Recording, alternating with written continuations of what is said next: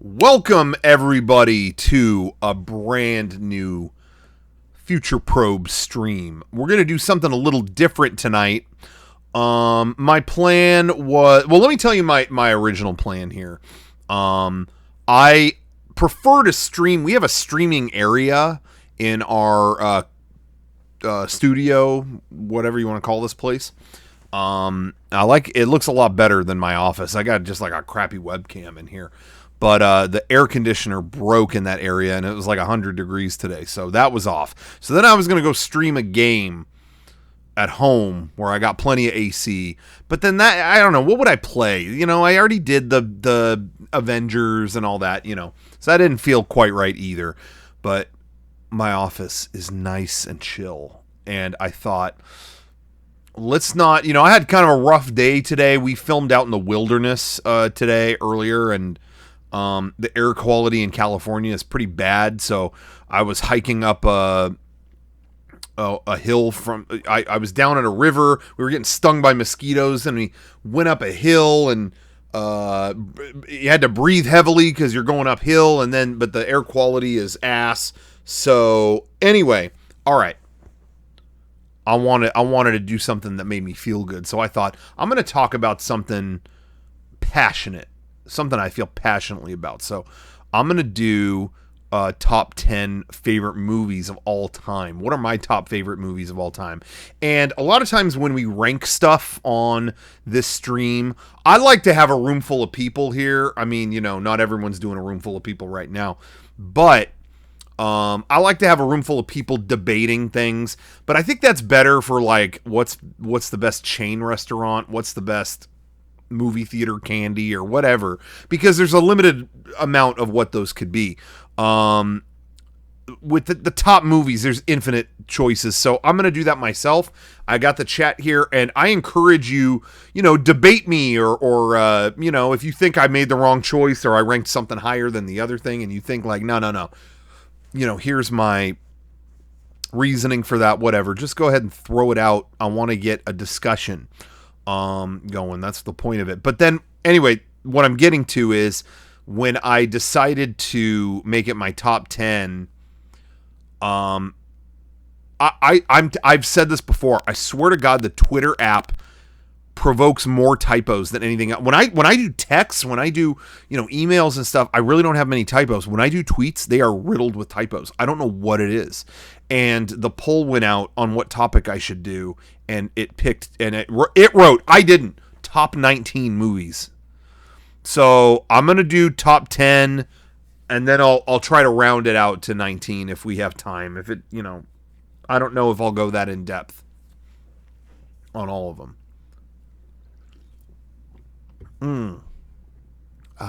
Okay. I really needed to cool down from today, and it feels really good. I got a cold drink. It's like Sub-Zero in here, the way I like it. Oh, and we got a chill chat. Look at that. Anyway. All right, shall we get to it? What would be better? Should we do did the studio fix the AC? No. We have different parts of our studio that have different ACs that affect them, and on the office's side, that's where I am, it's fixed, but on the studio side where we normally can stream and film stuff and all that, it's broken as hell. But hopefully, I think someone's coming tomorrow to fix it. Anyway, doesn't matter. I gotta look at my letterbox list, but you know what, my letterbox list is changing all the time. And I think I looked at that recently. I think the only thing I ever did on Letterboxd was I looked at that and, or I filled that out, and I looked at it recently and I didn't agree with it. Yeah, I didn't like it. So, I wonder how I don't even remember what my login information was for that site. So I guess that's not happening. Should I go in order? I just thought I would give the reasoning. I think the reason why I wanted to do this is, it's hard for me sometimes to articulate my values when it comes to movies and stuff like that. It's one thing to go, yo, this movie's fucking dope, crazy, you know, but I have certain reasonings for doing stuff, you know. When we reviewed Tenet on the podcast this last weekend, Derek had a lot of issues with the story and this and that, and I analyzed this, and I didn't even disagree with those things, but I have like, I get so passionate about seeing like big scale creativity that a lot of those things melt away from me. Especially when it's sci-fi. I'm like, yeah. Oh man, they filmed this at the biggest scale, when creativity can get out through all the, I guess I realize how hard it is to get something creative past a lot of people giving you notes and filtering it and all of that. I guess sometimes that excites me. That doesn't necessarily apply to every movie in my top 10, but that was my reasoning there. And I realized sometimes I do just have goofy reasons for being really into something. And I do agree. Somebody said in the chat that people were saying Tenet gets better after repeat viewings. I love Tenet, and I saw it a couple times. I liked it even more. So anyway, but I'm just gonna go through the top list, and you tell me. Now, what would be better? Should I go one, like start with number one, or go like 10 to 1? You guys have to tell me. I'm thinking maybe I do 10 to 1, and then we do like, 10 down. I'll do that. And then we'll fill out the runner-ups, through 19 and all that stuff. I don't know if I could do 19 to 1. You know what I mean? Because after 10, I don't know. Okay. Here we go. Well, we're gonna get this squared away. I promise I'm prepared. This is the least prepared stream I've probably ever done because I was climbing a hillside only hours ago. Okay. Is Scary Movie 5 in the top first 5? What? No. Okay.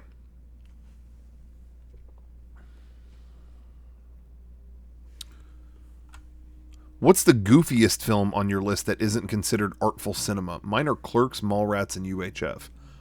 Okay. That could be. I'm going to jot these down. I'll tell you what they are right now. Well, no, I can go from number one. I could do it. Okay.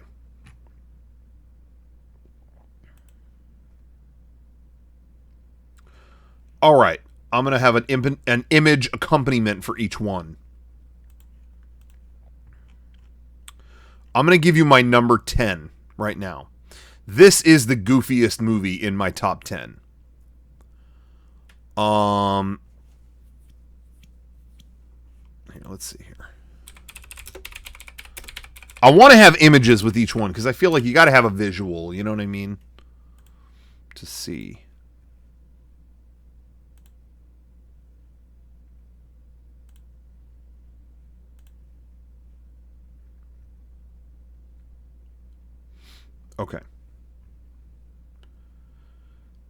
Okay, this might be the goofiest one on here.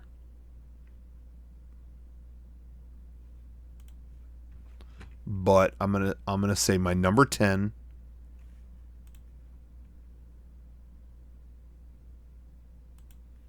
My number 10 favorite movie of all. Sorry, I was stalling because something was going wrong here. My number 10 favorite movie of all time, we're going to start there, is Home Alone. Home Alone, I think, is the best Christmas movie because it has the best mix of... I love Christmas. It's one of my favorite things. But it captures the Christmas feeling without necessarily making it all about that. You know what I mean? The movie's not about Christmas technically. It's part of the story, but it sums up the feeling of that time better than any other movie. Any other movie could shove Santa in your face, like, whoa, look, oh, crazy, whatever. But why did it go away? This fucking Michelangelo figure knocked the button. Anyway, it doesn't matter. Sums up that feeling more than any other movie I could think of. What is all this crap at the top? We don't need that. Incredible score by John Williams. It gets me every time. It's funny. It's one of my favorite older comedies. It's one of the few comedy. I'm not a huge comedy movie person. I think a lot of them are kind of chintzy, but Pitch Perfect ending, exactly. It's funny. It's heartfelt. It hits every note that I care about. Sentimental and stupid. It's one of my favorite movies of all time. I can't say enough. Home Alone is one of my absolute favorite movies. Great behind the scenes stories. Yeah. Now, it's funny. A lot of people in the chat are saying I like 2 more. I have never heard anyone say that. I liked 2 when it came out. And it's so funny because when it did come out, I saw it as a kid and I thought, oh, that was great. Oh, I love that. And all the reviews, all the adults that I had heard from were saying, oh, that's just a repeat of the second or the first movie. That's just a repeat. And I was like, what are you talking about? Like, that's not a repeat. Like, this is a totally different movie. They're in New York. And then I watched it when I was older, and I see it. It's the same movie. It hits the. I still like the second one, but I don't think it's as good as the first one. The first one hit every note perfectly, but again, I did enjoy it. I still watch it every. Tim Curry is in the second one, which is a very good point. Okay, give me 1 second here. Give me 1 second, you guys. This has been a very difficult. There's a lot of things going wrong on the stream. I'll tell you right now, this is not easy street. You know what I mean? I'm trying to make this go smoothly, and Windows doesn't want me to. Anyway, what do you guys think about that? Is that stupid to have that in my top 10? Donald Trump does have a cameo in the second movie. Is that a plus or a minus? Maybe maybe you're a Trump nut. And maybe you just love seeing Kevin McAllister meet an even bigger criminal than the sticky bandits.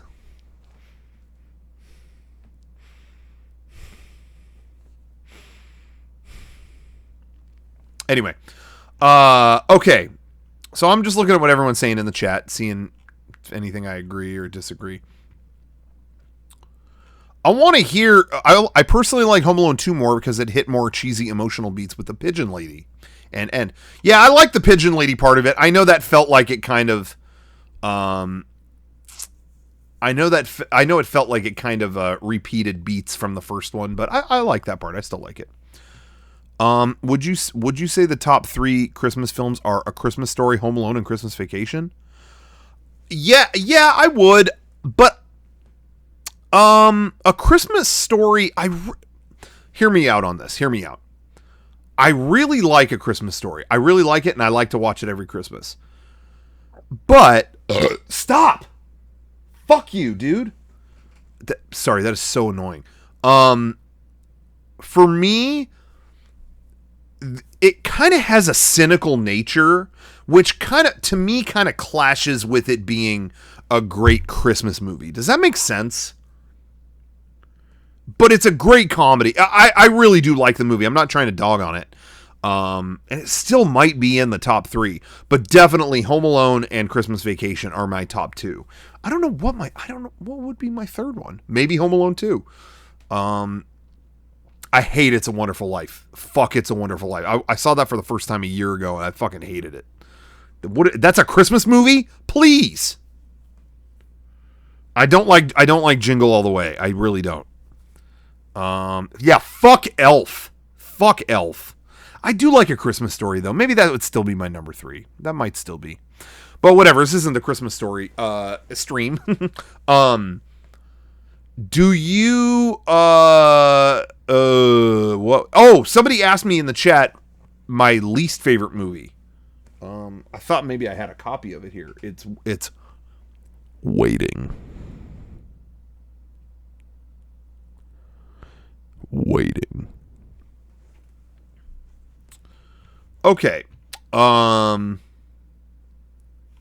Let's take a look here. All right, my number 9. My list is changing all the time. I go back and forth all the time. So I have to really think about this one.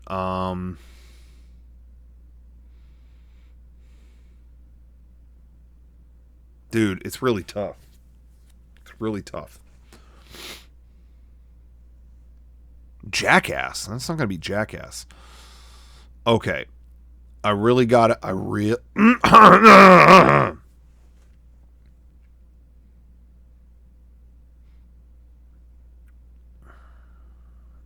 I think I'm rearranging a couple here.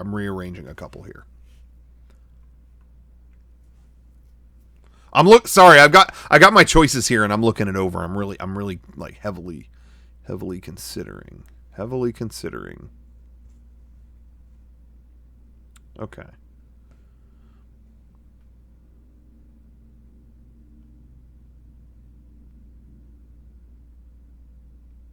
Yeah, I'm doing it. Okay. All right, I've decided my number 9. I'm going to look it up right now. I rewatched this recently and it kind of reinvigorated this thing. Guys, if you're talking nasty in the chat, I will have this reported to Twitch terms of service. Okay? They don't allow sexy stuff. Okay? I'm just it's hard because it's a really hard balance to make here, but I think I know.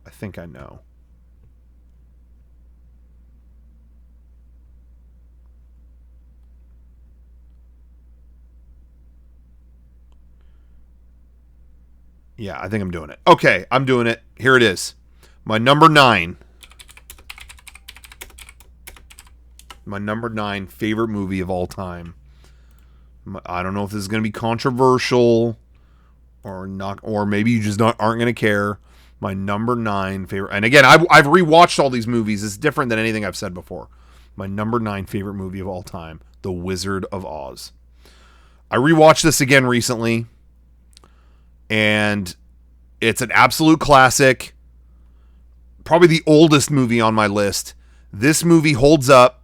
To me, this movie has the greatest ratio of oldest to how much it holds up.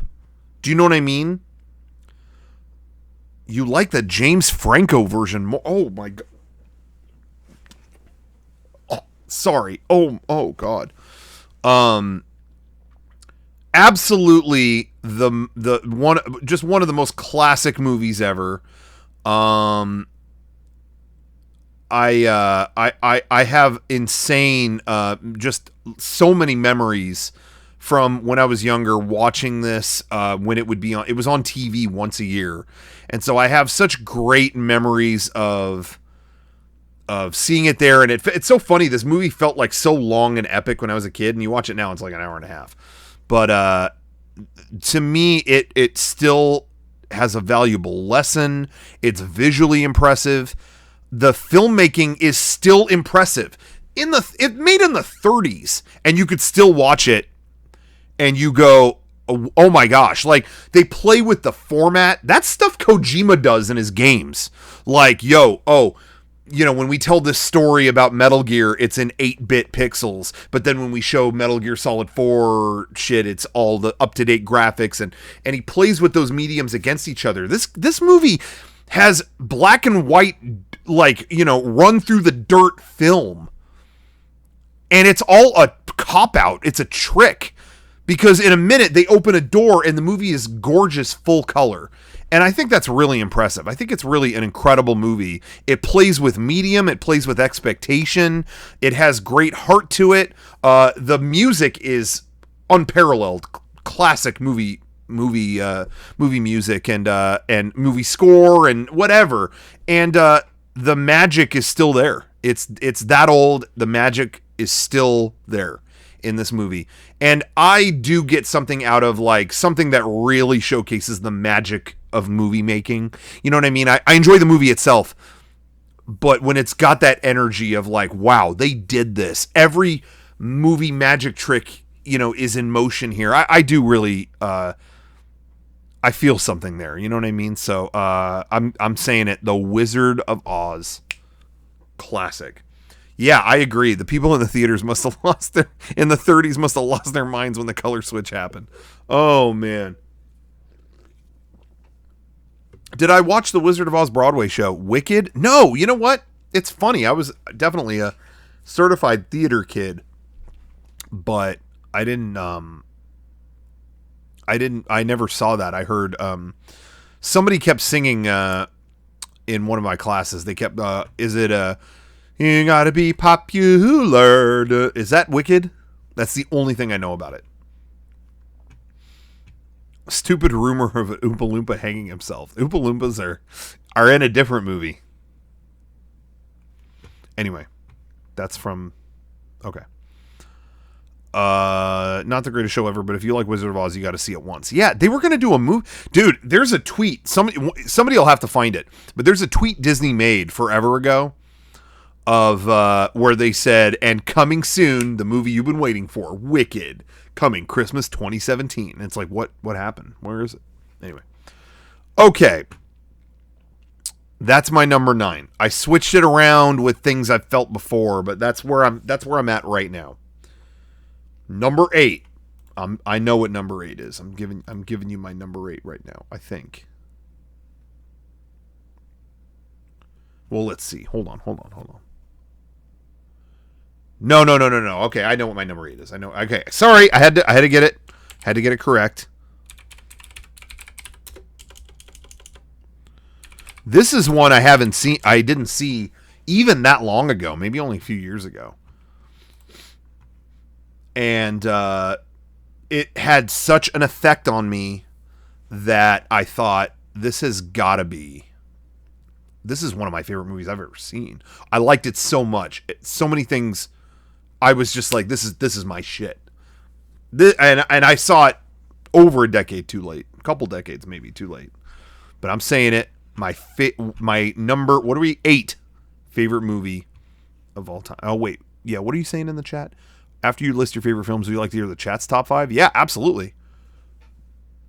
First episode. Yeah, they did do a Wizard of Oz anime cartoon. Yeah, I'm glad you brought that up. They just put out a Blu-ray of that. But I remember that aired on HBO like really early in the morning, way back when. I don't know if anybody remembers that, but I wasn't even as a little kid up early enough to watch that, but at any time I had a chance to, I did. It was kind of a creepy show, but I really liked. There was a Wizard of Oz anime. It's on Blu-ray now. Okay, my number 8 favorite movie of all time. Boom, Mulholland Drive. Saw this a couple years ago. I think it was on Halloween, and it's the last time I can remember. Well, one of the few times in the last decade or two where when the movie ended, I went, play it again, just play it again. Like, I didn't even think about my time or my schedule. It was just like, play it again.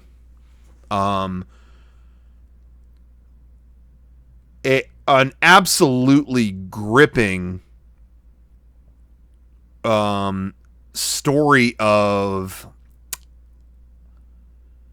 the pressures we put on ourselves and the feeling that we have in I've lived in California, Southern California, my whole life.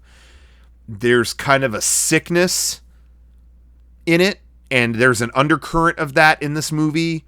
But also, forget all that. There's a dreamlike quality to it that is unparalleled. It feels like it really feels like that loose line of, is this real? No, is this a dream? It's not. No, it is. It isn't? I think it is. It just walks that line so well. And I don't know what it is, but David Lynch's directing scares me more than any horror movie or, there's so many movies that try to legit terrify you. And this movie just could do it effortlessly. With someone just looking at a blue key in their hand or a blue box, and it's getting really close to it, and they feel this sense of dread looking at it, and things are just off. The scariness you find in a dream, like an unnerving feeling of dread, absolutely. It's one of my favorite movies I've ever seen. So Mulholland Drive is absolutely, Twin Peaks Fire Walk with Me season 3 are some of the scariest things I've ever watched too. I agree with you. For some reason, they haunt me. They haunt me more than any horror movie. Horror movies, I just kind of like, stop, and then I move on.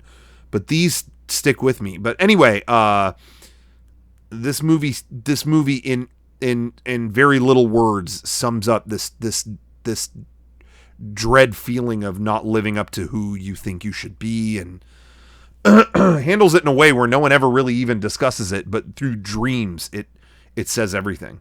And sometimes our dreams do tell us everything that's going on with us. You know what I mean? So I really like that. And that the diner scene is, come on. But anyway, that's mine. My number 8. Yeah, Lynch can, I agree, Andre the Kaiju. Lynch can I can't read today. Lynch can effortlessly, what is this, the opening of Hook? Pull off the feeling of a nightmare. I totally agree. Anyway,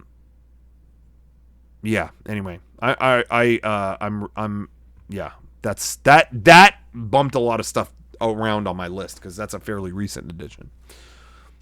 And it's all, I really like stuff based on mood. Sometimes it works, sometimes it doesn't, but when it really works, it pierces. Anyway, okay, that's it. That's my number 8. Yeah, I agree with you, Ryan. Sucker for any movie that works on dream logic. It makes you feel like you can't escape from it. Lynch is censored in the chat for us? Oh, because you can't say the word? It's censored? It's not censored for me, so I don't know. Okay, number 7. Any guesses? Number 7? My number 7 favorite movie. Everyone else can see it. Who was it that said it was censored? Mega 64 fan. I love Mega 64. Yes, great username. You might have children's mode on. Okay, number 7 favorite movie of all time.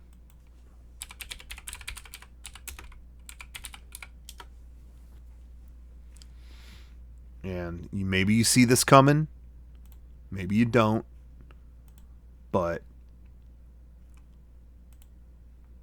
I wish I could get a good image of it. How is there not a good poster artwork thing of this?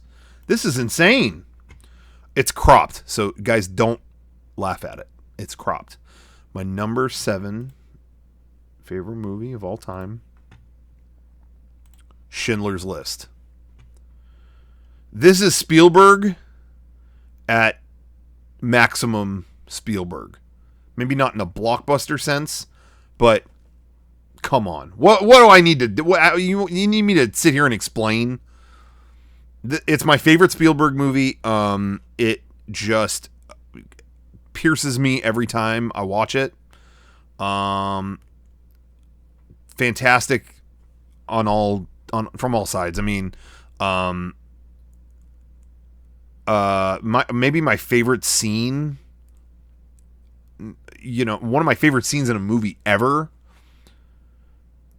is I Could Have Done More. I'm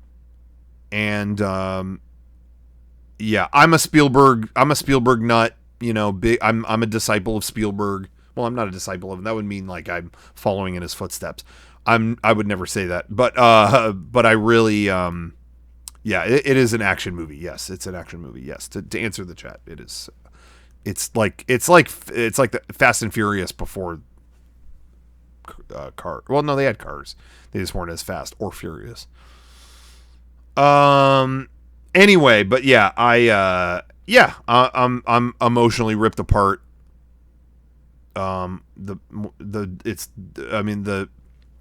one of the definitive Holocaust movies. It kills me. It kills me every time. I agree with you, Andre. Spielberg is the greatest director of all time. I fully believe that. And to me, to me, in one year he gave us in the same year he gave us Jurassic Park and that.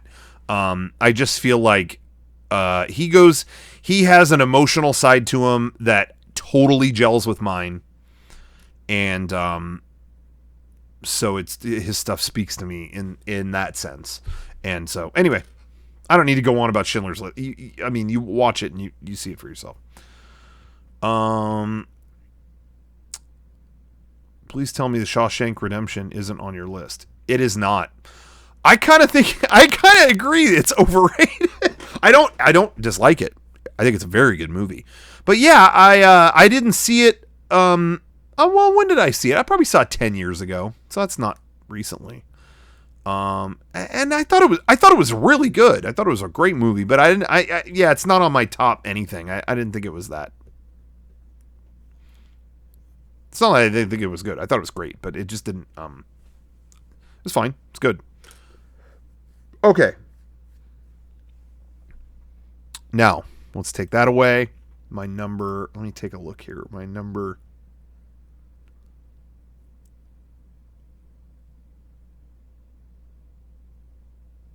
yeah, I gotta I'm rearranging these a lot. Okay. Yeah, Shawshank is, I agree with you, Nitro Dub. Shawshank is decent. It's a fun film to watch when you're homesick watching AMC. That's good. Shawshank is one of the best films ever made. Ryan, it's good. It's a really great movie. I have no complaints about that movie. I just wouldn't pick that. Okay, my number 6. Is that what we're on? Number 6. Favorite movie of all time. Okay, I'm looking at this. And I'm seeing.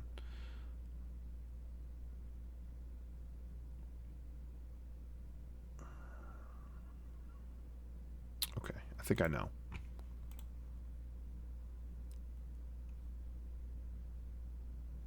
Yeah, I think I know.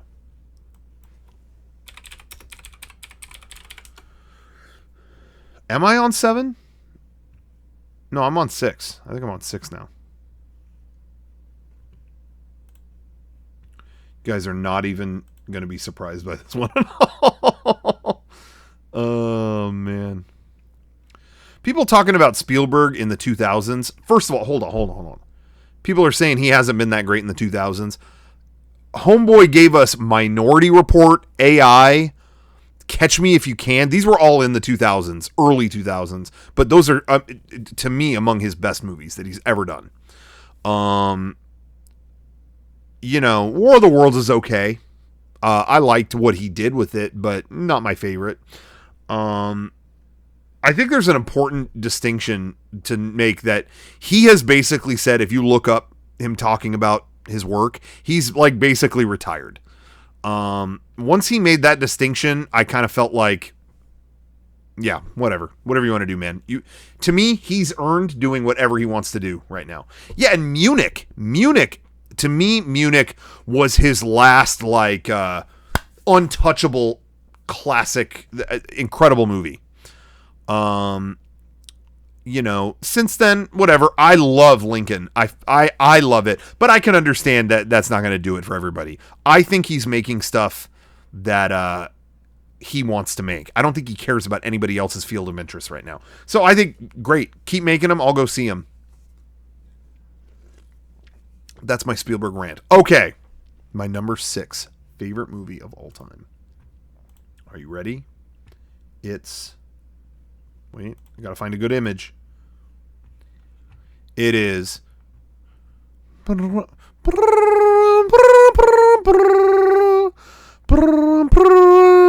Godfather. The Godfather. Come on, you didn't think that was... I mean, The Godfather is going to be in my top 10. Let's not play around. That's right, The Godfather. My number 6 favorite movie of all time. The ultimate Italian family saga. The best characters. You can't touch this the character. It's perfect. The characters, the levels that family go, the family drama, the twist of the knife among father and son and son and son, and how do I do well for my family, and how do I defend them without becoming the parts of them that I hate, and if you start going down that rabbit hole, can you pull yourself out? Just everything, the score, the cinematography is flawless in this movie. Clagmazin just said it's decent. It's decent.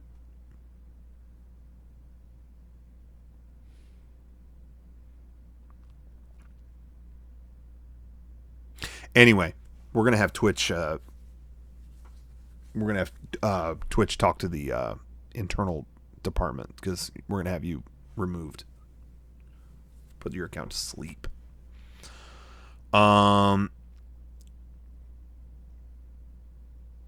Ryan is having trouble with the numbers on the list. Okay, so what have I said so far?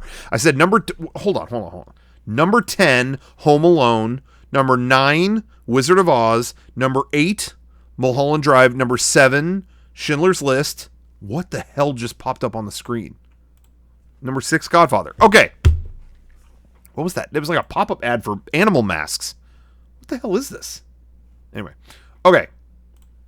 The Godfather. I could go on and on and on. The Godfather.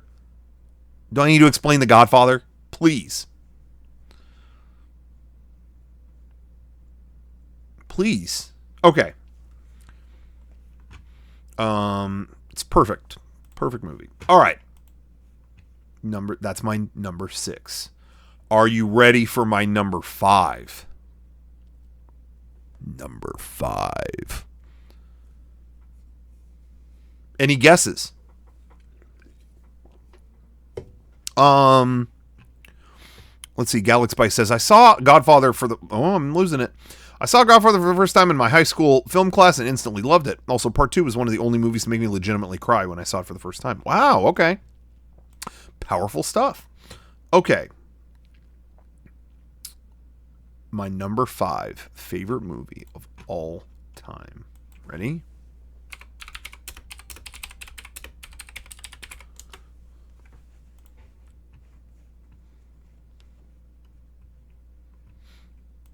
Number 5 is, ready? Oh, did somebody give Kevin Molback was giving people subs. Thank you. By the way, guys, if you like these streams, I got to do the plug. I always do. If you like these streams, you get a free sub every month through Amazon Prime if you got that. So, throw us that on the stream. That always helps. You get free stuff out of it. And then, Dr. Ryan just did it. Oh God, that was gonna be the worst belch of all time. Thank you, Ryan. And then Astrocade. Thank you, Astro Arcade. Sorry. And then also shop.mega64.com. We're restocking a whole bunch of classic designs, and the summer shirt that our friend Mariel did is going to be in stock tomorrow. So check that stuff out. I always appreciate that. Okay. Number 5. They do unsub you, Ryan. And you guys don't forget, they do unsub you every month. So throw a sub on the chat. It's never going to be a bad thing. All right. My number 5 favorite movie of all time. Oh yeah, it is still September. $10 for 6 months of subs, something like that. So yeah, can't go wrong with that. You got your baller shirt today? Awesome. Yeah, shop.mega64.com. Check it out. My number 5 favorite. Oh, what is this? Hype Train. It's that guy. You'll have a limited time to earn exclusive emotes. Okay. All right, guys. Let's keep the hype train going. All right, let's do it. Number 5. Number 5 favorite movie of all time. I'm going to hit the button.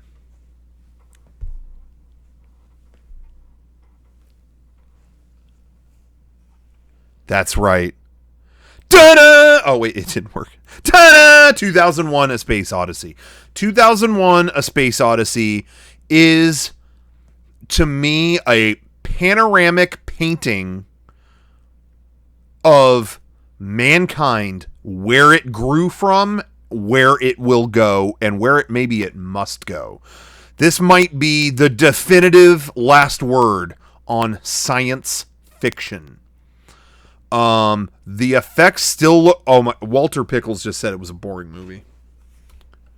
How do I get... Hold on. I gotta figure out how to ban. Okay, I don't know how to ban, but you're probably gonna... I'm gonna send the Twitch staff to talk to you. Okay. All right. Anyway, 2001 is it's a movie is not even the best descriptor of it. It's an experience. The plot doesn't matter. The dialogue doesn't matter. That's why I call it a panoramic painting of where we've been and where we will go. You watch man from beginning to beyond the infinite. And it is an evening's experience. I loved watching it. Well, the first time I saw it, I didn't like it. I was like, what the fuck you dragged me through for 3 hours? What is this? But I didn't stop thinking about it. And I kept thinking about it. I was like, that was something else. That was really something else. So I watched it again and again, and I loved it. But it really was, once I saw it, they played it at the Egyptian Theater in LA in 70 millimeter. It was like, I don't know how to describe it. It felt like it was an evening's adventure. We went to see it, and they had the overture, the music played, and then you go deep into space, man, and then intermission. And then they actually did the intermission, and we went and got food, and everyone there was talking about it like, oh yeah, I forget what happens next. I haven't seen this in a while. Like, yeah, where does this go? And and then we went back, and by the time it was all together, that movie was our entire night. Like, I felt like I was there for 5 hours. Normally that's not a compliment, but it just felt like you went on a voyage. This movie takes you on a voyage, and maybe you don't even understand all of it, but it feels real. It just takes it all and makes it feel like this was our destiny. You know what I mean? I don't know how to describe that, but any better than that. But on top of all that, I am such a fan of 60s futurism, like what they thought the future would be. And this movie is the end-all, be-all of that vision, of what they thought that would be. I mean, look, the poster is the Robert McCall artwork. It's incredible. It's timeless. Because, even though, people are like, oh, we didn't get to, in 2001, we didn't reach space. We didn't go to Jupiter. We didn't do all that. But it's not even about that. It's about that. It's about that notion stuck in a time capsule. This is always what that path of our future was going to be, an alternate path. It's visually incredible. I could put this on. It's like a music video to me. I could put this on and loop it all day long while I'm working all day long, and I'm just never dull. I could watch this all day, every day, forever, and not be tired of it. So, 2001: A Space Odyssey. That's it for me. It's only boring in the sense of if you're looking for the traditional media stuff. Most movies would suck if they don't have the traditional beats. You know what I mean? You need a good plot. You need this. You need that. This movie survives without it. This movie thrives without it. So, 2001, and they weren't even that far off. You're right. The only things we didn't get in our vision of the future is transportation stuff. Oh, I missed the train. The hype train is long gone. I'm sorry, guys. I was too busy talking about 2001.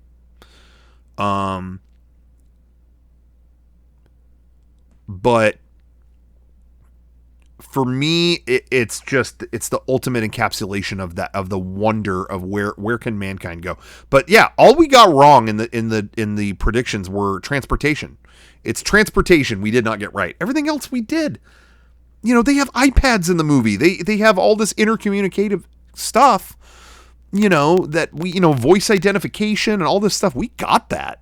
Thumbprint identification. We have all this stuff. Anyway, so enough said. 2001 predicted the iPad. Dude, I'll go a step further. The Arthur C. Clarke book, I think it had something in it.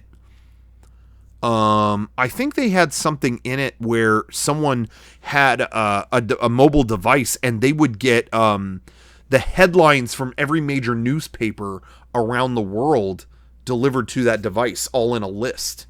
So they could go down and see all the...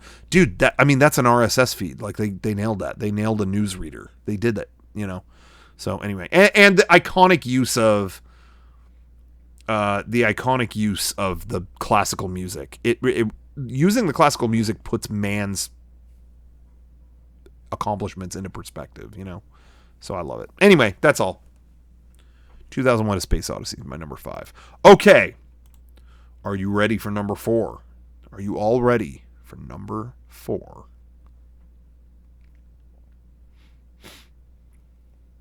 What? Any predictions? They do video chat. Yeah, they do. They do a Zoom call. You're right. You're absolutely right about that. Clockwork Orange, Jurassic Park. I don't really like Clockwork Orange. I'm not a fan. I was not. It was directed cool, but that's just not my thing. I ain't into it. Okay. The number 4 greatest movie of all time. Hold on. Actually, I gotta conjure it up. Okay. You're gonna groan when you see it. You're gonna go, oh. Number 4 greatest movie of all time is The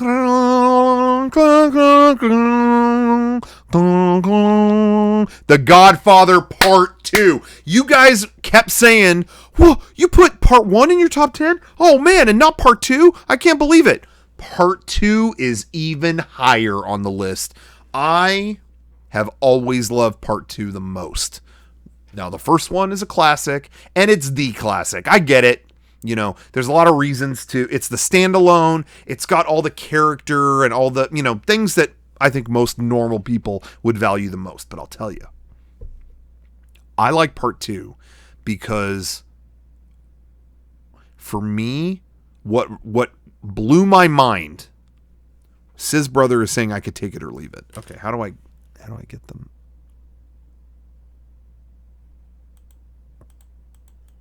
I'm going to find out how to scrub your name from the internet. It's Part 2 of the story. It takes that knife and twists it even more, and you see this lovable kid fall further and further down and defile kind of the name of this family that they tried so hard to build and do well with. But juxtaposed against that are these incredible flashbacks of how the family totally started. And for me, there is such a pull at my heart by having those back to back. Everything going wrong, everything falling down, versus how this guy, Vito Corleone, just tried to do his best to do an honest job. He was still doing bad shit, don't get me wrong, but he did it for family. But what does that mean? And where is the line for doing it for your family? Like where, at what point are you becoming the villain? But, I'm sure there's things Vito did that he wasn't proud of, but you see him trying to do it in earnest for the people that he loved. And having those flashbacks, to me, the backstory stuff up against the what's happening now. Well, now, in that movie just makes it that is so heavy to me. I get really emotionally affected by when someone busts out like old family photos, like if you invited me to your house and you're like, check out, I don't know why you would do this and then show me old family photos, but if you did and I see you there as like a kid, it makes me emotional. I get an effect from it. I become sad. And I think it's because I see like, here's the legacy of like a whole person. There you are now, and here you are then, and there's something heavy about that, Time affects me in that way. I become very, very affected by that thought. It's heavy. The Godfather Part Two gets me in that way. You see how it all started by this guy, and here's what happens with his son later, and the emotional pull of that in between. It's amazing, and I love a good, to me, flashback. I'm a sucker for flashbacks. That's why I love. To me, what they do here is what they did in Lost later and other stuff like that. So I really love that. So Godfather Part Two. What did I say? Number 4, greatest movie of all time. I do put 2 above 1, but I understand if you don't feel that way. I almost said Toy Story 2 because somebody said it in the chat, but Godfather Part 2. Okay. We're in the top 3, and then we'll barge through the runners up and round out 19. Does that work? Okay. Number 3, favorite movie of all time. I keep saying greatest movie of all time. That's not even what I'm seeing, or what I'm saying. Again, I can't talk today.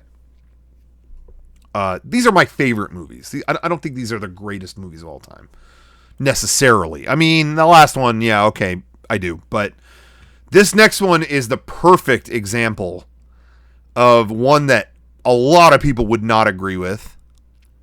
But this kind of summarizes what I was saying at the beginning of the stream, where I have certain sets of values that makes this one of the best movies of all time for me. And I'll defend it, and I'll tell you why. That movie is, a lot of people have already guessed it. I have to, get it. Somebody's car alarm is going off. I hope it's not mine. Okay, where the hell is it? Give me a good poster. All right, without further ado, my number 3 favorite movie, Return of the Jedi. Everyone all night was going, whoa, have we gone to Star Wars yet? Where's the Star Wars yet? Well, there you go, man. My number 3 favorite movie of all time. People constantly dog on this movie. And even go as far to say, the original Star Wars trilogy, it only has 2 good movies. I will never trust your opinion on anything. You tell me that. I'll tell you right now. And here's why. This movie, there's lots of things that the first one and the second one deliver on that make them stand alone. And I objectively think those are better movies. I would say from an objective standpoint, it's fair to say that. But I didn't notice that you walk next to Slave Leia either. That's kind of weird. Sorry, the alarm was going off. Anyway, why I love this movie is I feel like, how do I say this? This is going to be difficult to explain.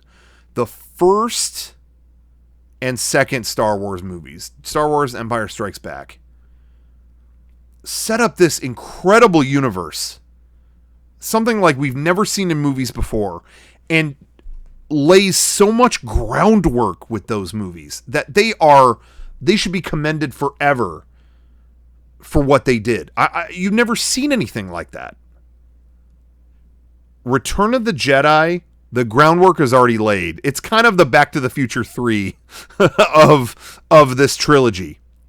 But with all of that groundwork laid out, this is a movie that takes all those characters and lets them breathe and lets them live. And the movie kind of celebrates life. It has all the heart to it. Like, just like you said in the chat, Joe, whatever your name is. It celebrates life more than anything. And when Luke shows up in it. You kind of don't know what's going on with him. Is he going this way or that way? They don't even really discuss it in the movie. You already know it and you already feel it. Because we've all felt those things. I have the choice to do this or that. And I kind of don't know which way I'm going to go. Maybe this isn't the best way to do it. They don't spend time or waste your time with, oh, is he going to be good or bad? You're already in that headspace. And stylistically, this is by far the best of Star Wars. Stylistically, when it comes to how to visually convey all these motifs and all these things. I just really, I think that it's adventure and emotion in the way that movies can do the best. But the real reason, and maybe no one can identify with this, and that's fine, is I just feel like this movie does every movie magic trick all at once at maximum turn to 11 volume. I'm talking, I mean, first of all, it does, Shakespeare, it's Shakespeare in space. This movie to me has more Shakespeare in it than any of them. Shakespeare in space, father and son drama. It's all melodrama. Maybe some of it's cheesy, but it's sincere. There's real heart behind this, more than any of the other ones for me, from my, perspective. But it's that done with flying through space with lasers. It's got puppets. It's got, flashy costumes, starship models, and they're not even using computers for that stuff. They're flying models around, and it's the best that models will ever look. But there is even elementary, whatever you want to say, CGI in this movie a little bit to accent that. There are little bits of it. It's every little dumb trick that movies can do all at once on top of Shakespeare. This movie, I'm not saying is objectively the best, but it fills me with joy. That's why it's my number 3. I watched this movie and it has everything in you could possibly put in a movie that fills me with joy. You know what I mean? So that's why I pick it. And somebody said it earlier, the best first act in a damn movie is in this. When you're seeing this bizarre palace full, I mean, picture right now you'd never seen Jabba the Hutt or any of these things, whatever. You're in this palace full of creatures. It's gross. You don't really know what's going on, and one by one, you start to see, is that Lando over there? Who's that? Wait. Why are the droids? They're giving away the droid. You're not in on the plan, but they are. I love that you just get a little, they're trailing you like E.T. with Reese's Pieces, just a little bit, what's going on? There's a plan here, and I'm not clued in on it. You have the same perspective and mindset as Han Solo falling out of the damn carbonite. You're just going, oh, I'm sorry. Let my eyes adjust. What? Incredible opening. One of the best movie openings of all time. But my favorite act of the movie is the last act. Luke coming to terms with his father, all that. So, Return of the Jedi, it fills me with joy. I'm in a good mood anytime. You put this movie on, I'm in a great mood, and and the way that it ends, there's always people who are like, I wish it ended with a more down note or a more, maybe have Han die or have, whatever. To me, you could, and it'd probably be a great movie, but them all together and they're celebrating it. It's just, we celebrate everything that we can do. All the good we can do is celebrated in that movie. It makes me feel good. So there you go. That I go on and on and on, but this movie makes me feel happy, no matter what's going on in my day. So Return of the Jedi, boom, number 3. My number 3 favorite movie of all time. Okay. Yeah, unfortunately that movie is the most massacred by the special edition. It breaks my heart because I really don't know. Disney ruined Return of the Jedi. I don't know if they did they ruin it? I don't feel like they ruined it. I feel like Lucas had already butchered it. But it's fine. It's watchable. It's just not the preferred version. Okay. Number 2.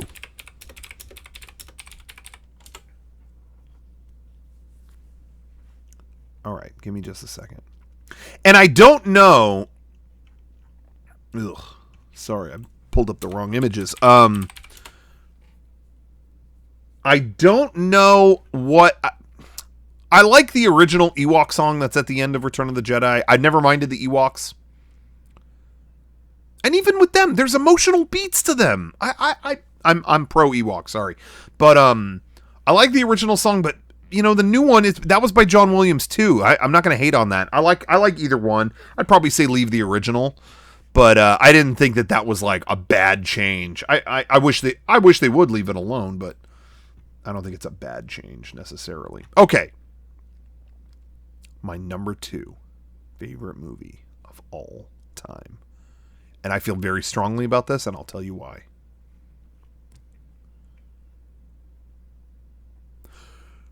I'm trying to do the musical score, and I'm not doing a very good job. My number 2 favorite movie of all time? Boom. Planet of the Apes. The original Planet of the Apes. 1968. 2001: A Space Odyssey was in 1968 too. So that was a good movie for sci-fi. Ryan is saying I'm floored that you picked Mulholland Drive, Home Alone, and The Wizard of Oz over The Matrix. Because you know what, Ryan, there's a lot of movies that I would love to pick, but I can 10. It's only 10. But The Matrix I fucking love. But these are movies I have strong emotional ties to. The Matrix doesn't really get me emotional. You know what I mean? It doesn't have an emotional catharsis for me. That doesn't mean I don't fucking love it. And it's hard for me to not have it in my top 10 too. But just wait, we'll get to it. Okay. And it could be number 1, you never know. Planet of the Apes, the original Planet of the Apes. Unstoppable. And I want to say, again, I'm going to speak about my value in media and in movies. My favorite thing in movies is when something can walk the perfect line of fucking goofy, silly, whatever, and serious. A goofy concept and they take it really seriously, This movie does it better than any. On top of that, fantastic game changer sci-fi movie from 1968. It's the epitome of the 60s action male star, somewhere out there's got to be something better than man. A guy who's losing his mind. And he gets put in his place. It's great sci-fi. It's phenomenal sci-fi. But on top of that, it's cute. It's they go into the church that the apes are worshiping at, and on the 3rd day, he said, "I never met an ape I didn't like." It walks that line just perfectly. And it's kind of terrifying. It's reflective of ourselves. It's a snapshot of the time. It just hits every note that I love. It makes you feel bad in a good way. Like maybe I should feel bad about this. It makes you confront those things. And watching this as I was younger, I'd never really had confronted those things. Maybe is mankind bad? And then you see the apes doing stuff and it's like, well, yeah, they're bad, but aren't they doing stuff that we used to do? Like, you confront those things and Rod Serling did a pass on the script and you could tell it's, Twilight Zone is one of my favorite shows of all time. This is like Twilight Zone plus, and one of the best movie endings of all time. Blew my doors off when I saw it. to me, this is just untouchable. When it comes to sci-fi is where my heart always lies. I am a sci-fi child at heart. To me, you cannot do better than Planet of the Apes. 2001 was incredible, but at the end of the day, give me a good, twisty sci-fi story, tell it the best, and then this movie on top of all that makes me laugh. I think it's adorable. I think it's aesthetically pleasing. It's on every level it works for me. It's my second favorite movie of all time, and they always have great, exactly, you said it, Andre, great commentary. I didn't love the new ones necessarily, but they're still like, I have my beefs with them compared to because I'm so in love with the old ones. It's hard for me to get into them. But that doesn't stop it. That doesn't take away the fact that this franchise has been fun from beginning to end. Tim Burton's remake, whatever. But still, you could put any of them on, and you're gonna have a good time, wherever you rank it or not. Even the terrible sequels to this movie, like Planet of the Apes 5, Battle for the Planet of the Apes, is not a good movie, but you could put it on and probably gonna have a good time. So, to me, this is one of the best franchises, maybe the best franchise ever. I don't know what it is. It just, I love Star Wars and things like that, but that can, has its, you have ups and downs there. Planet of the Apes is just consistently great. I think it might be my favorite franchise. So anyway, Planet of the Apes, my number 2 favorite, my favorite sci-fi movie of all time. Which leaves number 1. Number 1. I bet no one can guess this one. I dare you to guess it. Andy Serkis or Charlton Heston? Absolutely Charlton Heston. I'm a Charlton Heston nut. The Tree of Life? Man, I've been seeing Tree of Life guessed a long time. Sorry. All right. Seeing a lot of good guesses. Anytime I say favorite anything, people always say Power Rangers, and I'm like, I really like, I have an affinity for classic Power Rangers. That doesn't mean it would be at the top of any of my lists. It is what it is after all. All right. Number 1 favorite movie of all time. Why am I even drawing it out? Come with me and you'll see a big world of pure That's great. My favorite movie of all time. I'm already bungling the lyrics.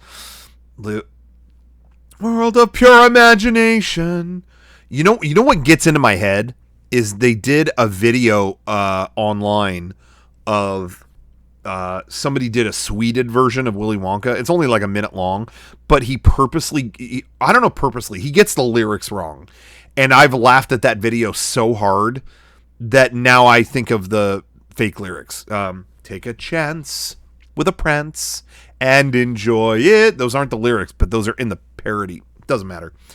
Anyway, to me, this is the perfect movie. Not one flaw with it. I know people are like, oh, but Charlie's mom sings, whatever. I'm going to get to that, but that's not a flaw. That's not a flaw in this movie. This movie is perfect. Exactly. Ryan, you nailed it. This movie is 2 movies in one. But what makes this good, what makes it good, is it knows what to take its time with. You're not even at the chocolate factory for the first half of the movie. You're going, do they go to the chocolate factory? What is this? And that just ties into what we, talking about Charlie's mom's song. The music in this movie is incredible. Charlie's mom's song is great. Some people say, oh, but that part is dull. But you know what? This is a kid who has lost so much in his life and was screwed at the gate. He never had anything working out for him. And the emotion of being that kid's mother, and you wish you could do better for him, and you wish that he could have better. Most movies would say that in a line. Oh, Charlie, I wish, And this movie just, it doesn't need to, but this movie takes a minute and lets her express that. And it just, this movie, as a kid's movie, should just rapid fire through stuff. Should. But it just lets Charlie walk home and think about this stuff and look at the moon and feel small. It's heartbreaking.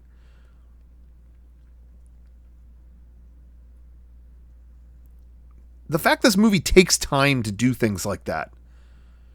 And there's all the little details that aren't supposed to be there by anyone's formula, when all of the golden ticket madness is going on and they're cutting to news stories in other countries and they're, the movie doesn't have to have those things, but it does. Just like Charlie doesn't have to give the everlasting gobstopper back at the end, but he does. Because that's what should be done, And that's what, to me, this movie is about. This movie is about the most important thing in the world. The good deed when no one is watching.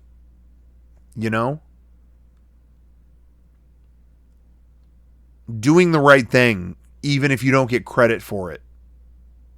And as you're saying in the chat, taking its time to do everything. You would never get that in a modern day family film. I completely agree. It's the little things like that. It's heart, it takes the time to let that heart beat and share a feeling with you like that. This movie could be all wacky and it would work and it would be fun, but they let Charlie's mom sit on a porch and just sing about this kind of nihilistic feeling she has about life. And those are real feelings. Those are valid feelings. It doesn't just rush to the chocolate. It doesn't just rush to get us into the factory so we can do cool gags, whatever. It takes its time to really become something valuable and connect with these characters. And I love it. I absolutely love it. And the movie, and it's got a, don't forget, this movie kind of does have if you've never seen it, it's a twist ending. And no, B. Kareem, if you remove that part, the movie would not be better for it. You didn't listen to anything I was saying. I'm going to find out. I'm going to get your info here, and let me see if I can report it to AOL Terms of Service. Anyway, yeah, the music is all great. I could watch it over and over and over again. The humor is somehow still contemporary. And again, I'm not a big comedy guy, but it's still funny. Every gag works. The newscaster saying, in times like this, it's, with everyone scrambling for these tickets, it's important to remember that there are more important things, many more important things. Offhand, I can't think of what they are, but I'm sure there must be something. It, like for an old movie, it still nails all that. But really, at the reason I'm picking this is the heart, and the message is untouchable. It's just untouchable to me. And I agree with you, Andre. Charlie's mom singing is the calm before the storm. It's the lowest low we can go before the fantasy. So anyway, I don't mean to keep talking about that part, but I'm defending the weakest part of it.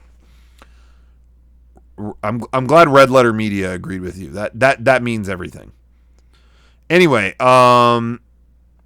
so yeah, the ransom note joke. It's still funny. It's your husband's life or this case of Wonka bars. How long would they give me to think it over? The humor is still funny. It's still funny. But aside from that, no, I know you're joking. Be Kareem. We're cool. But I'm still trying to figure out how to ban you on AOL. Anyway. So, yeah.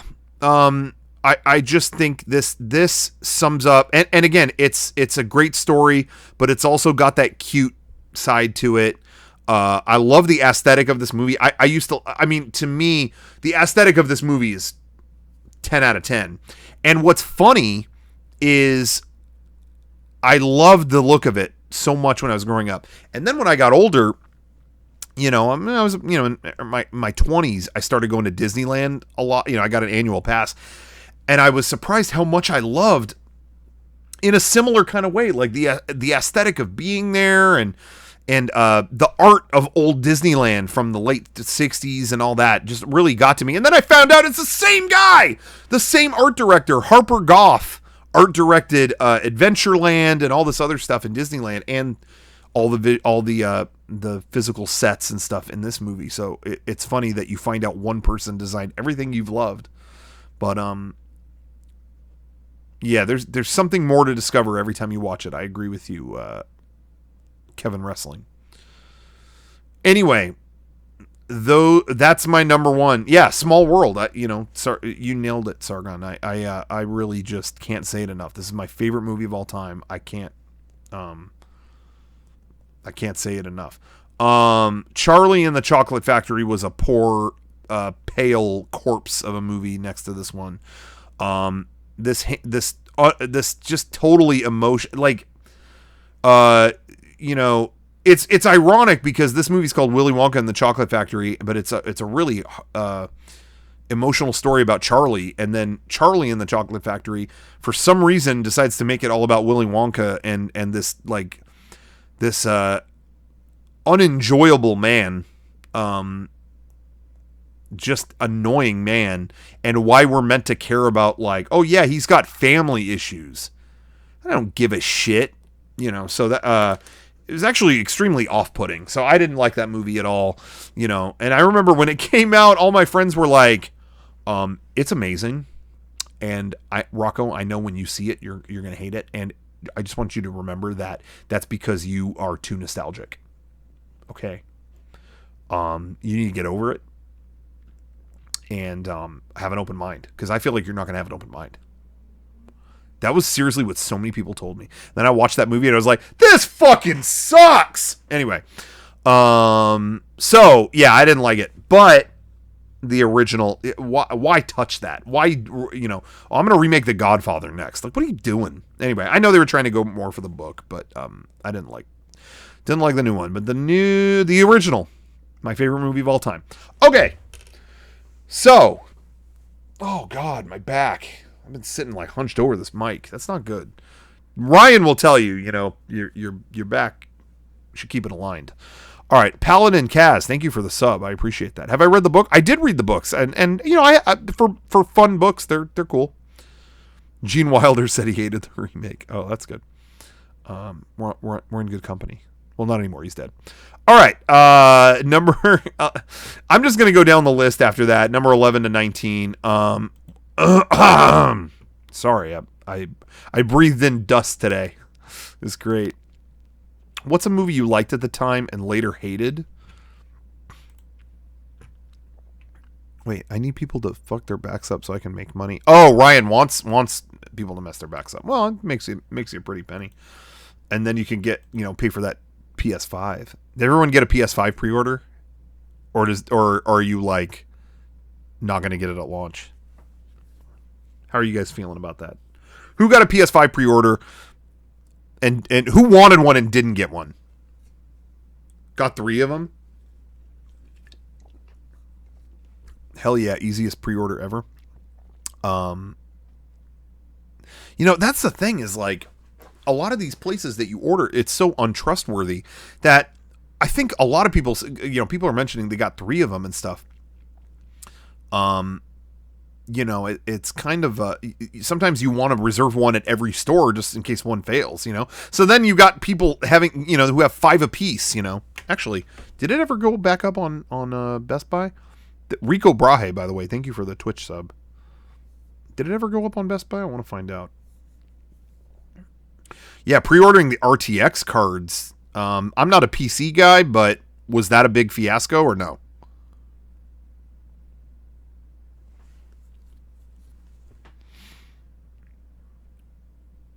Yeah, I didn't see anything.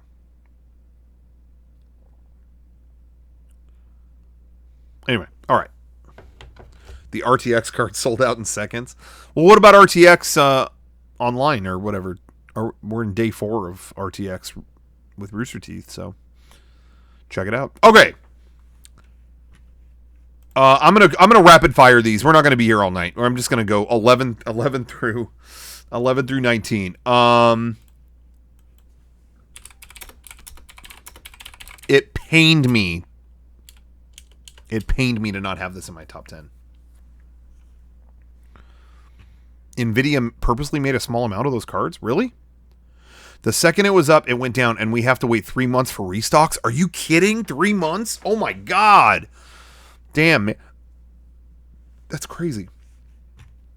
I'm glad I'm sticking to consoles, man. Even though yesterday that was a pain in the ass too. Guys, my number 11 favorite movie. So I'm going to go 11 through 19. Let's do it. My number 11, it pains me to not have this in my top 10. Back to the Future. Come on. It's back. Guys, it's Back to the Future. What we need to go on about that. Best time travel movie ever. I love stuff with time. This is a perfect movie to me. Back to the Future. Come on. What are we you want to get into it? Back to the Future. Come on.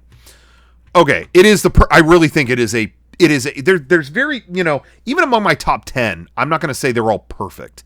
That is, Back to the Future is one of the movies I would say is perfect. Now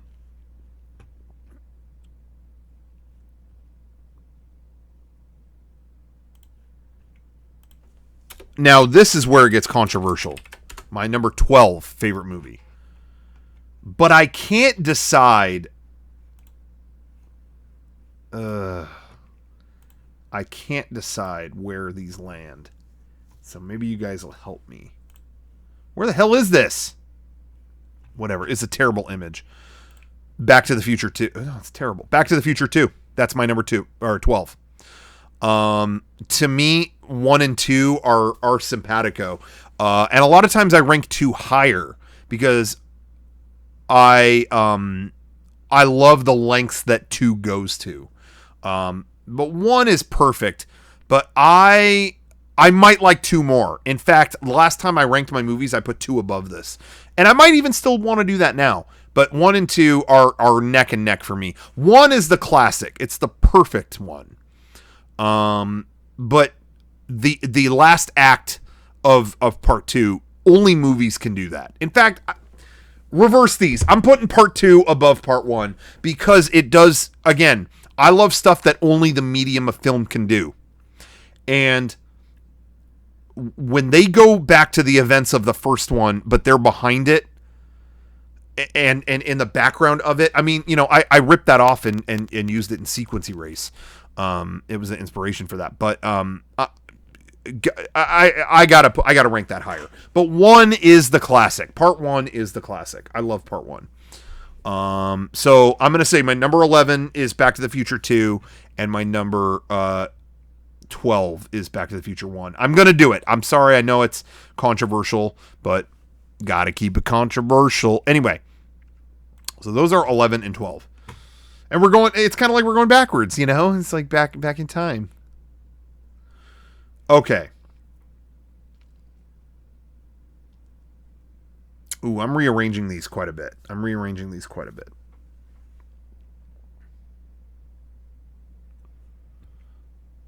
Ooh, give me just a second.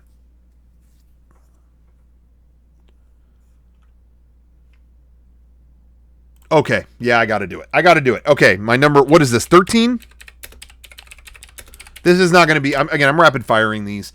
This is not going to be the most shocking thing ever. Number 13, Empire Strikes Back. I mean, this is to me, this is the true end all be all Star Wars movie in terms of what can be done with it on a dramatic level. It's incredible. Empire Strikes Back. Come on. It's Empire Strikes Back. What do you want me to say? I can go on and on about Star Wars. You need to get another guy to fillet Star Wars for an hour. It's Empire Strikes Back. Right? Enough said. Come on. I like that. I always loved that Sequence Erase flipped between SD and HD, like how you were talking about playing with different formats earlier. Exactly. I love that kind of stuff. I mean, that is, and again, I talk about what my field of interest. It might not be yours, but it's mine, and that's my favorite kind of stuff. So I definitely wanted to do that when we did Sequence Erase. I had to do that. Okay. Hot take: Empire best Star Wars movie. Is that hot a take? It probably is objectively the best, but I put Jedi for my own reasons. Okay. All right. That's Empire Strikes Back. Okay, that's 13, right? What's 14? I will tell you right now. My number 14. I know what it is.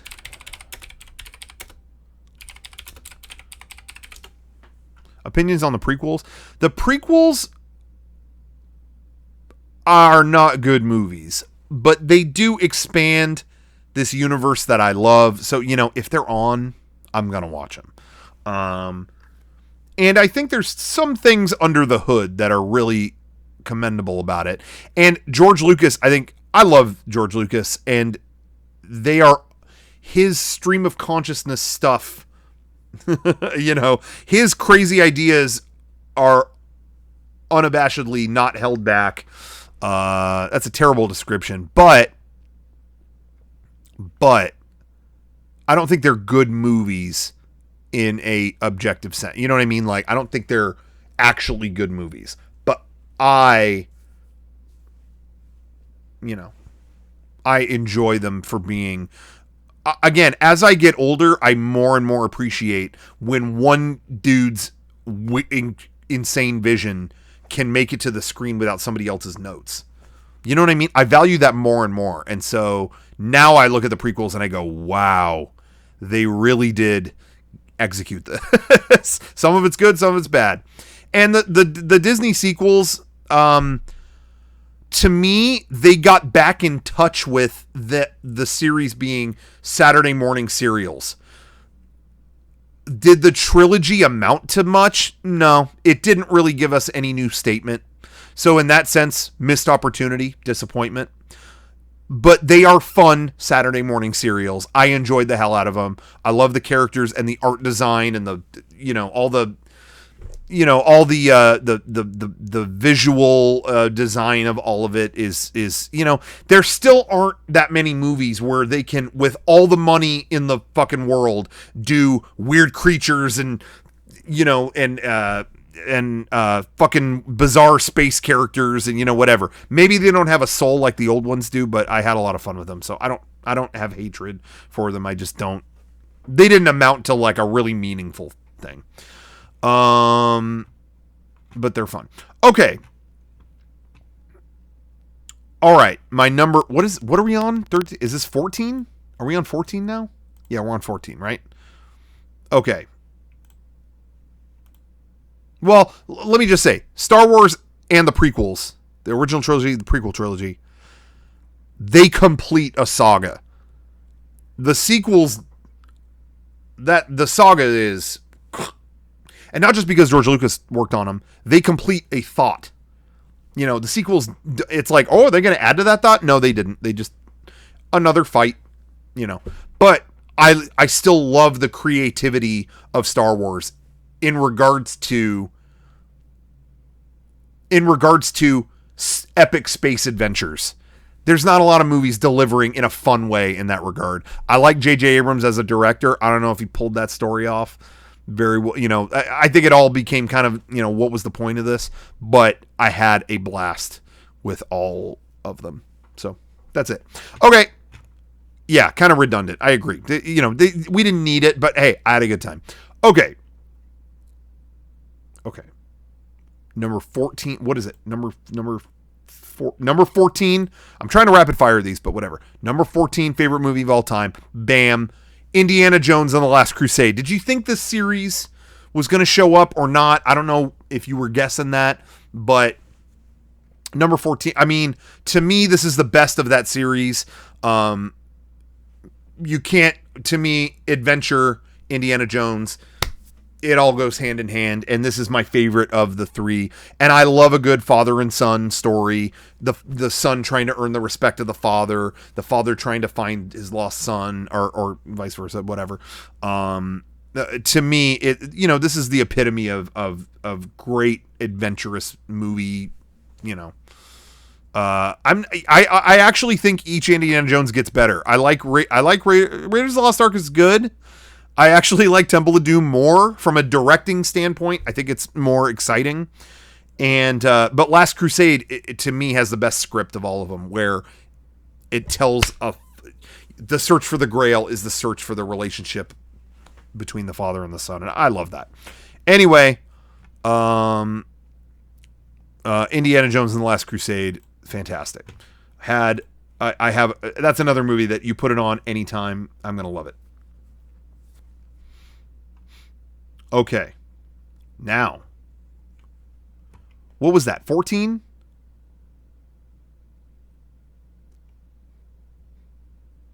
Okay, sorry, I'm really like studying this. That was 14.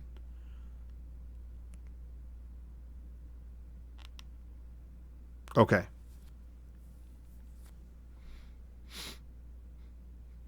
15.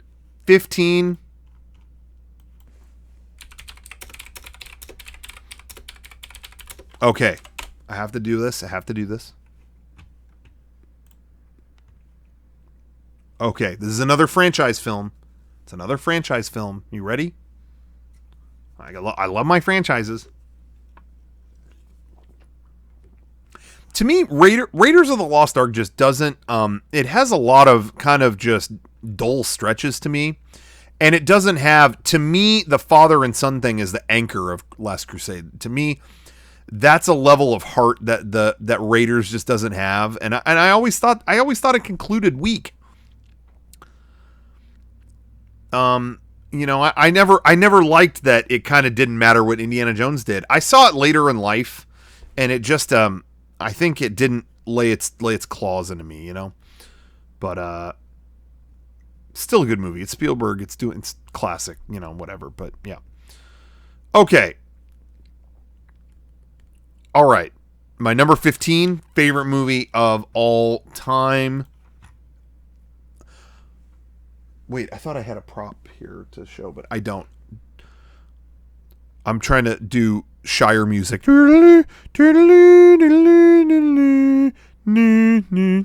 Whatever. Lord of the Rings, The Return of the King. This movie is the best conclusion maybe to any trilogy. Objectively, from my perspective, how do you do it better than this? Dear God. When people make fun of, it's got like 80 endings. It should have had 90 endings. Give me 100 endings. This movie brought it home. And, I love all three. But to me, everything is encapsulated in this one. And it drove it home to the level of, there and back again, baby. I just can't say enough about it. Whatever. It's an epic. It's emotionally couldn't be more satisfying. It just, what else can I say? It's to me, it was the payoff to all of it. I like the other two. This to me was far and away the best. Yeah, I agree with you, B. Kareem. See, we're reaching across the aisle. Fuck people who say it has too many endings. If you wanted to leave the movie, you should have been watching it. I agree, and if you don't like all the endings, leave after the first two, or whatever. Anyway, I can never decide if I like the regular version or the extended version of this one, because I do think the regular one is paced better and kind of hits the notes at the right time a little better.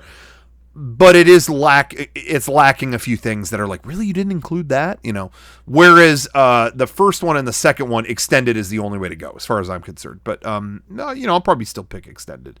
But anyway, incredible movie, Lord of the Rings, Return of the King. All right, that's what 15, 16. Are you guys ready? Are you ready for this? Any guesses on what 16 is?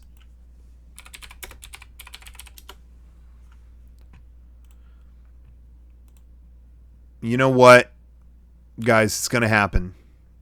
Any indie movies? Yeah, of course. Indie movies. I did Indiana Jones and the Last Crusade. All right. My next favorite movie is... There's The Matrix. The Matrix is right there. You knew it was coming. I wish I could fit it in the top 10, but again, it's stuff that I have a strong emotional tie to. The Matrix is less emotion to me and more just the invigorating feeling of rebelling against the world that holds us down, and what's really going on behind the scenes, and can you see through it and triumph over it and see the code for what it really is. The Matrix, baby. You gotta go with the Matrix. Yeah, I mean, come on. What do you it's the Matrix. Gotta go with the Matrix. Yeah, this is more thoughtful than emotional, but that's okay. That doesn't take away from it. But I'm a sappy guy. I'm an emotional guy. So that's what, 16? Okay, that's 16. Oh yeah, 2 Hugo Weaving movies back to back. That's a very good point. That's a very, very good point. Okay.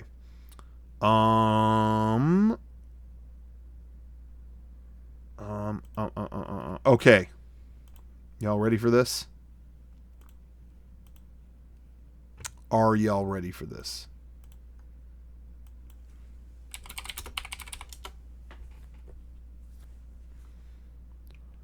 At 17, I was supposed to lightning round these. But it took a little longer than I thought. I apologize, guys.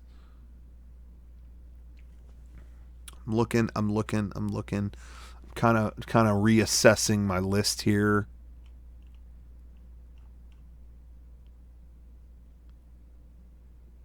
I'm really looking over it, carefully. Yeah, Space Jam sucks. Who's talking about Space Jam in the chat? Come on, guys. Ryan, my back is fucked up. I'm telling you, man. Where are you? What are you doing? Come on.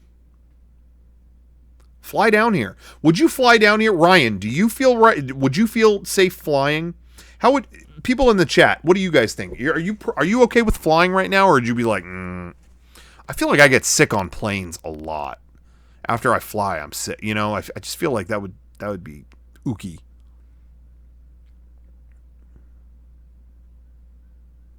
Seeing a lot of no's, I don't even live in constant fear of anything, but I just feel like that's not even fear. That's just statistics. I get sick on a plane all the time. But maybe if I took the right precautions. But Ryan says he's ready to travel again. Okay, guys, I'm reviewing. I'm looking over here.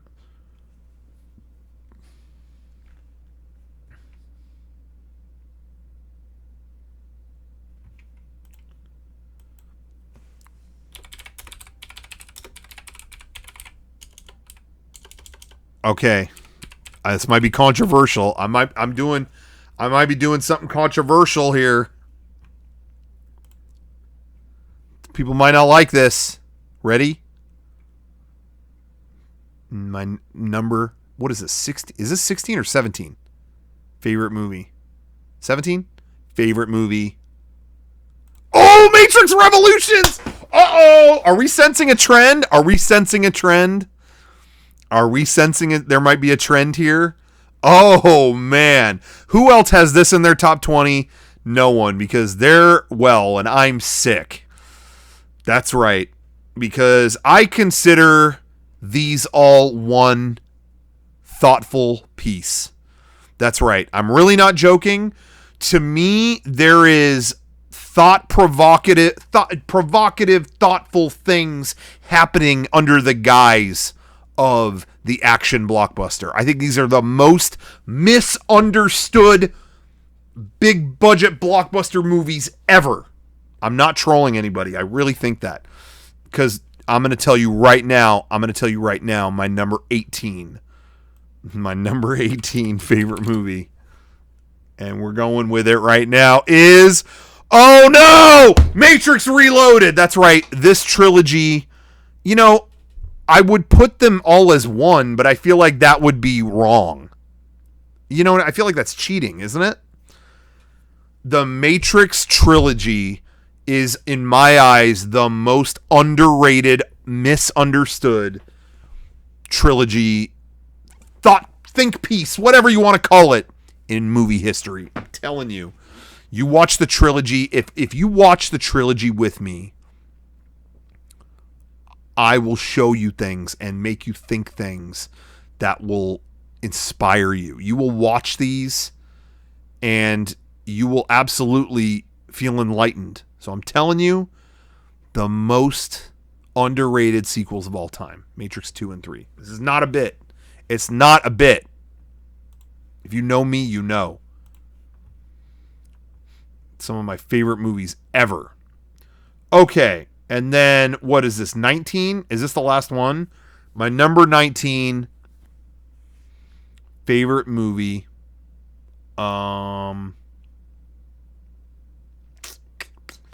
Okay, I'm looking at a few. I gotta choose this wisely. My number 19. I'm looking it over. It's between a couple. I don't know how to rank this.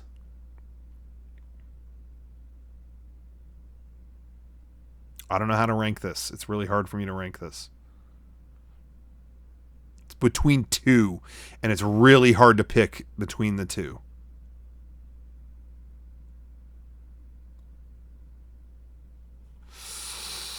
Oh, it's two. Guys, this is such a statistical dead heat. I wish I could do 19 and 20. Maybe I can. There's no rules, technically. Oh, man, this is rough. Okay. I think that's disrespectful, by the way, that everyone in the chat is blowing up at the Matrix sequels. They're my favorite. I'm not saying that they are the best or that you should think they're the best. In my mind, they are amazing because I see what they're really about. So you guys, if you're going to be nasty, if you're going to be mean and nasty, take it to the zoo. Okay. I agree, Toaster Boy. I think Goodfellas is overrated. Not a huge fan. Okay, my number 19 favorite movie.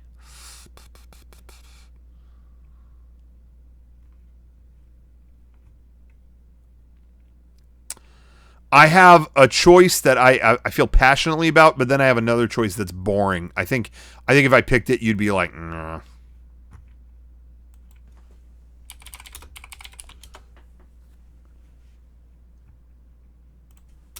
I think I'm going to pick that one. I think you're going to be like, all right. But I think I got to do it. My number 19. The original Star Wars. I know, it's not even anything that like, oh, whoa, very bold. Very bold. You know, I have to. Yep. It's the original Star Wars. The one that I couldn't decide between was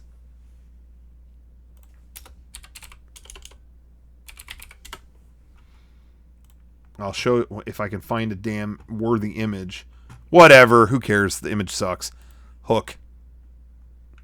Hook is another one of those movies that gives me joy when I watch it. And I'm not saying it's everyone's favorite or it should be or anything like that, but Hook, that would be number 20 or 19. One of they might switch, but Hook, I think it has incredible sets and incredible production on every level. I love Robin Williams. Robin Williams gets me emotional just being there. Fantastic movie, Hook. So that would be my other pick. And then I'm going to rapid fire the rest. Really, my number 21, I'm going to say, I have a list of movies here. My number 21 would be the original Alien. My number 22 would be my number 22 would be probably Scarface. I would say Scarface. Number 23 would be Predator, the original Predator. My number 24 would be The Prestige. My number 25 would be Titanic. My number 26 would be The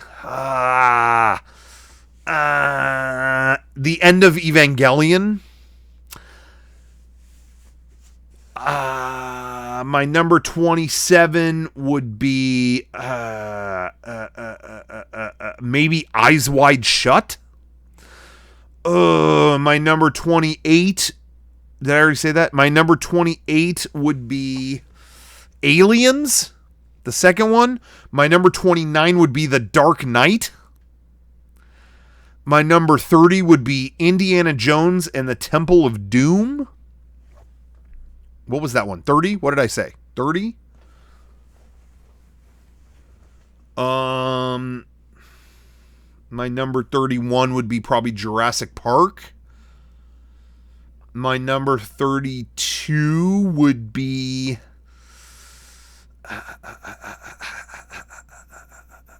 Psycho? Did I already say Psycho?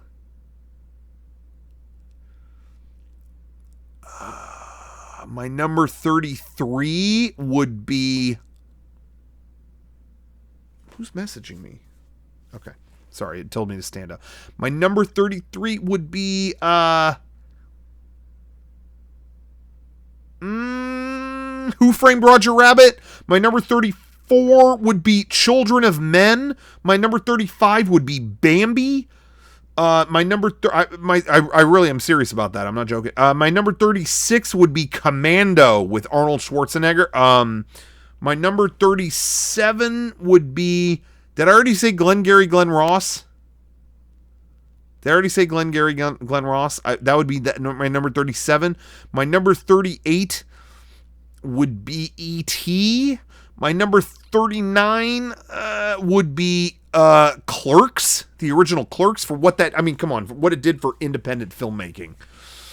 My number 39 would be Pinocchio. No, that wouldn't be my number 39. My number 39 would be the original King Kong. My number 40 would be AI. My number 41 would be The Game. David Fincher's The Game. My number... Wait, was that 41 or 42? Why is Ryan saying we're in trash territory? Ryan, what made you say we're in trash territory? What are you talking about? We're in trash territory? What made you say that? I want to know what made Ryan say we're in trash territory. E.T. is trash. Oh my God. I'm going to pass out, dude. I'm so mesmerized by your incompetence. What was I on? 42? 41? Okay, 42. Then I do 42 now, right? 42 would be Tron Legacy. I almost feel like that should be higher though. You know, I really love Tron. I have an emotional connection to Tron. I should probably move that up. So maybe, you know, on another viewing. I don't know. I lost track. Whatever. 43. Rear Window. I don't know. Who cares? That's it. Anyway, 43. That's enough. Where does the Bye Bye Man rank? Number 6. Ryan, give us your top 10. He wanted to hit us with his top 10. I wish I don't have Discord set up. I wish I did. I apologize that I don't. Otherwise, I could take a call. I'd love to. I want to get back to taking calls again on the podcast. Maybe we can do that this weekend. My top 10 has to be... Okay, we're going down Ryan's top 10. Number 10, Rumble in the Bronx. All right. I don't know if I saw that. Number 9, The Matrix. Good choice. Number 8, Pirates of the Caribbean, Curse of the Black Pearl. I've always thought that movie was overrated. It's a good movie. It's a very solid movie, but I've never ranked that up there. To me, it's like half an hour too long and whatever, but it's good. Number 7, Saw. It's good. I mean, it's fine. 6, Bloodsport. All right. 5, Newsies. I love Newsies. I'm not going to put that on my top 10. Respect. Newsies doesn't get ranked.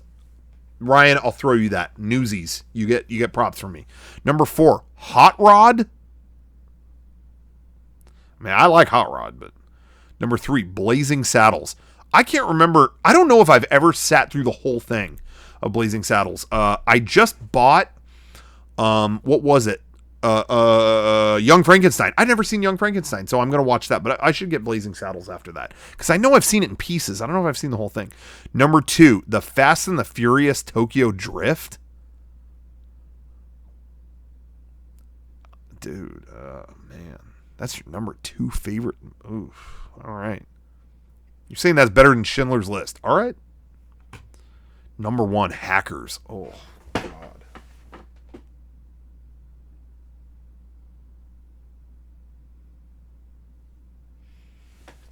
Oof.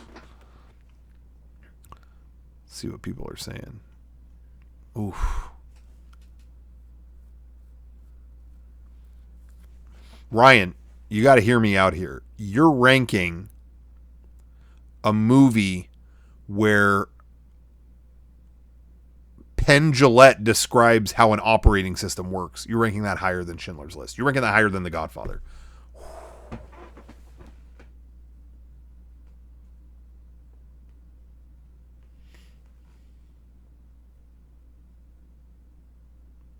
I'm curious why, though, real talk, why you rank Tokyo Drift so high compared to the other Fast and the Furious movies. I expected a Fast and the Furious movie in there. But why Tokyo Drift? To me, I enjoyed it, actually. I didn't hate it. But I thought the later ones were way better. Like 4 and 5. 5 especially so far. I'm not done with them. But 5 was... I've actually been enjoying the series. And 5 kicked ass. But why 3? Why Tokyo Drift?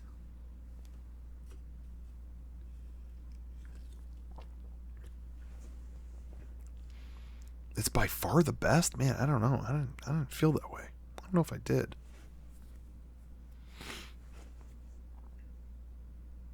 Akira versus End of Eva. I am not an Akira fan. I said that there was like a controversial anime card tweet a while ago, and that was mine. I was like, I never really cared for Akira. I just don't. Visually, some really cool stuff in it, but I just never connected to it. I'm waiting for Ryan to finish typing this out. The 2 things, I'm going to say 2 things that get me booted out of an anime convention if I revealed these. My 2 most controversial anime opinions, and they're going to hurt. But I don't really like Akira, and I don't think Spirited Away is that great. I think it's a lot of Eastern visuals and like mythical stuff thrown in there, and it's good. But I think Studio Ghibli did better stuff. I'm not saying it's bad. Don't think it's that great. I think they have done better. I like Mononoke better. I like Totoro better. I like Kiki way better. I like Laputa better. I like Nazca better. I think Spirited Away is just a lot of people's first anime. I said it. Anyway. No, it's not bad. It's not bad. But I like those others better. Okay, so when this is what Ryan said about Tokyo Drift. So when making any list, I go by the rule, only one movie from a franchise allowed. Yeah, see, that's what's hard for me. I never know if I should go by that rule or not. And Tokyo Drift I've loved since it came out because of Han and the coming-of-age story of Sean. Fast 5 and Fast 6 are the best action movies in the series, and Tokyo Drift really is more like a side story, but it holds such an important place in my heart. Okay. Hey, again, this is about your favorite movie. When I say, you liked it more than Schindler's List, I'm giving you shit, but it's about your favorite movie. Return of the Jedi is in my top 3, you know what I mean? And that's because of what joy it brings to me. I'm not sitting there going, that should have won the Oscar, not My Left Foot. Did My Left Foot win an Oscar? I don't know. But you know what I mean? It's about your favorite. So you're not, I can talk smack, but what about Mononoke? I just said I like Mononoke. Blade Runner 2049 thoughts. I loved Blade Runner 2049.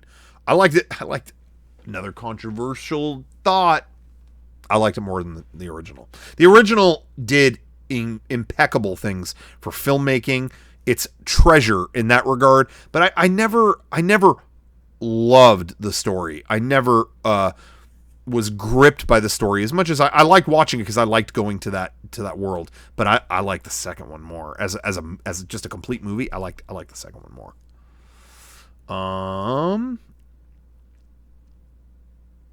Thoughts on Drive? I thought Drive was a great movie.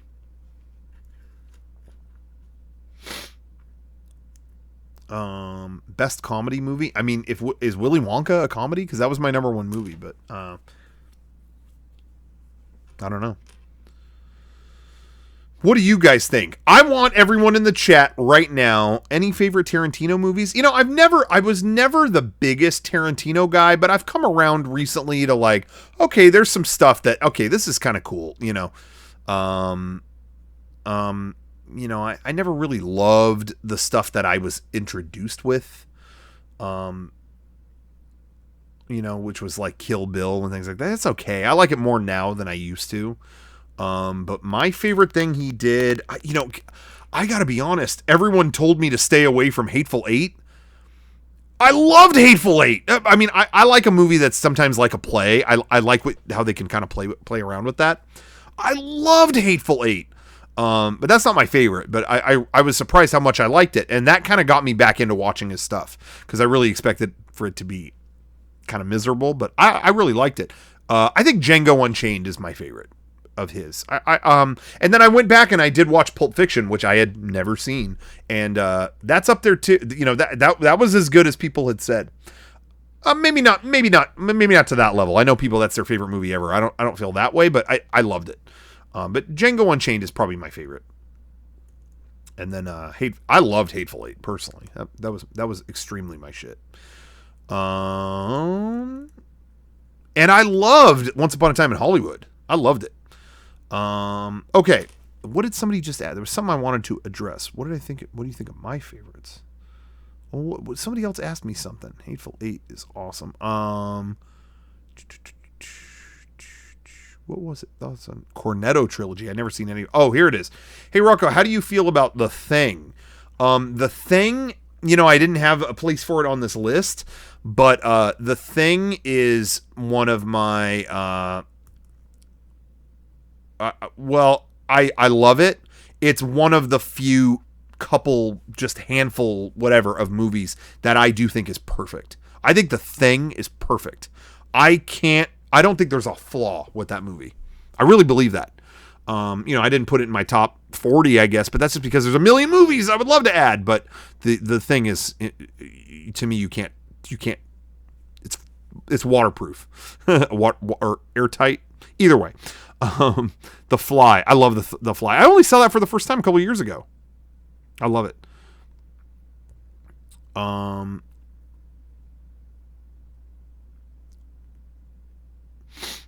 Yeah, I wasn't a big Scott Pilgrim guy. Top 10 horror.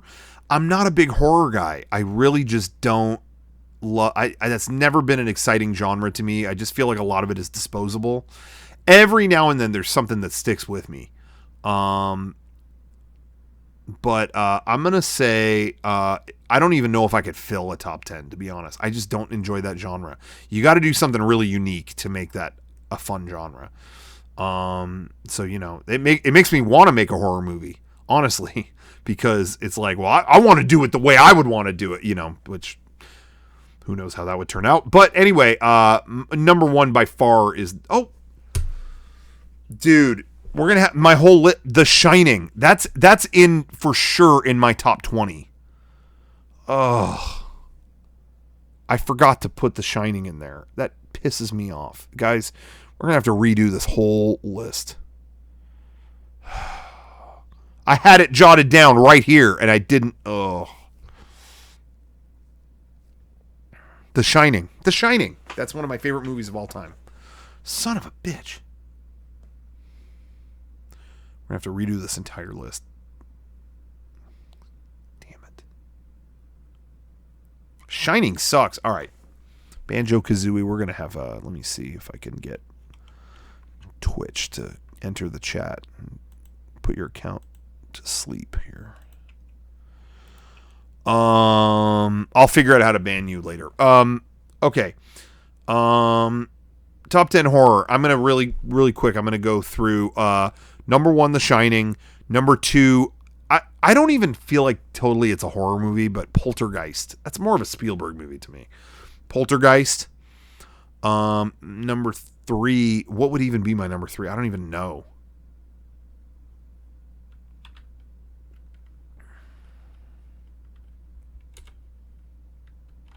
I don't even know.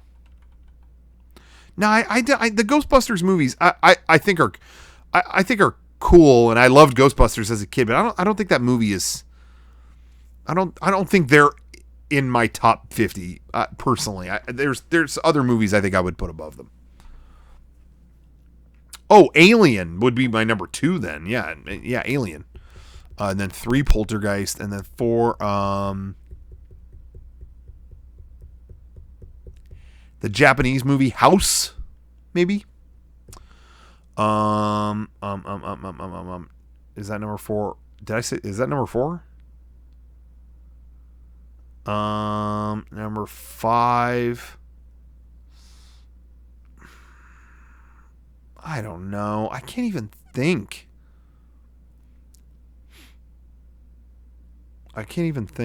Of what other horror movies do I even like. I really just like so few. That movie Mother that came out a few years ago, is that a horror movie? Would you consider that a horror movie? I loved that movie. I don't know if I'd put that in my I don't want to, I'm not like racing to put that on my top list, but I did like that a lot. Oh, The Thing. Duh.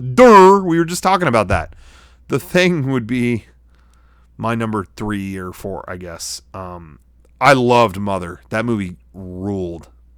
But yeah, the Darren Aronofsky one. I loved it. Yeah, The Thing. Why did I forget The Thing? The Thing would be way up there. I think The Thing is absolutely horror.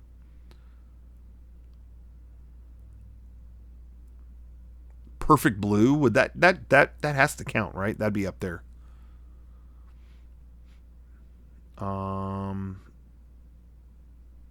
Yeah, I don't even remember the other horror movies. I don't even remember that I've seen. The Fly, that'd be on there too. Fire Walk with Me, absolutely. I don't know what order these are in, but absolutely Fire Walk with Me. That movie terrifies me. Yeah. Somebody said top 10 games really quick. I could barge through it really quick, or you know what? That could be its own stream another time.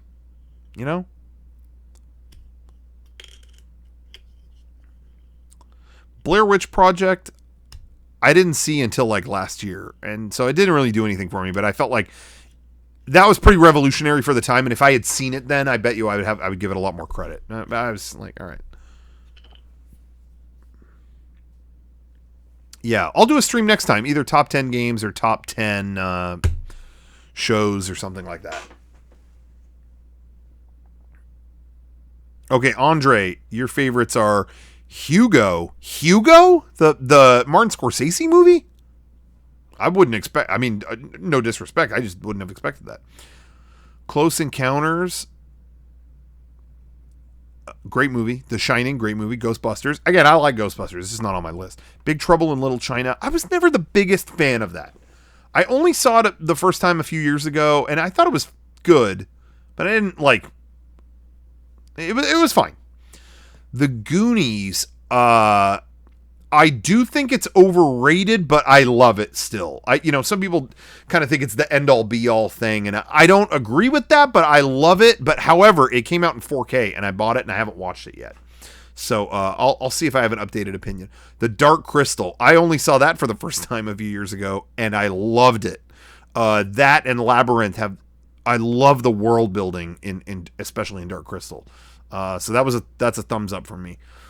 Spirited Away, I gave my thoughts on earlier. The Good, the Bad, and the Ugly, I've never seen. And The Thing, incredible. The Thing is incredible.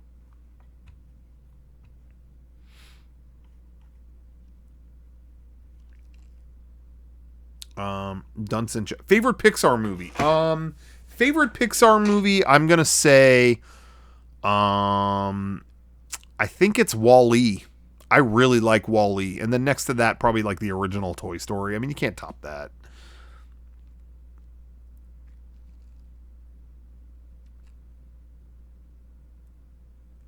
I did watch the Dark Crystal Netflix series. Yeah, and I liked it. It's kind of anticlimactic to me. I thought it was only going to be that series, and then it kind of just trailed off, and then, no, okay. To be continued. I'm like, yeah. Okay. I guess that'll be the movie, or is there another season of this? I don't know. I just thought it was kind of weak. But the production was incredible, and I did enjoy watching it.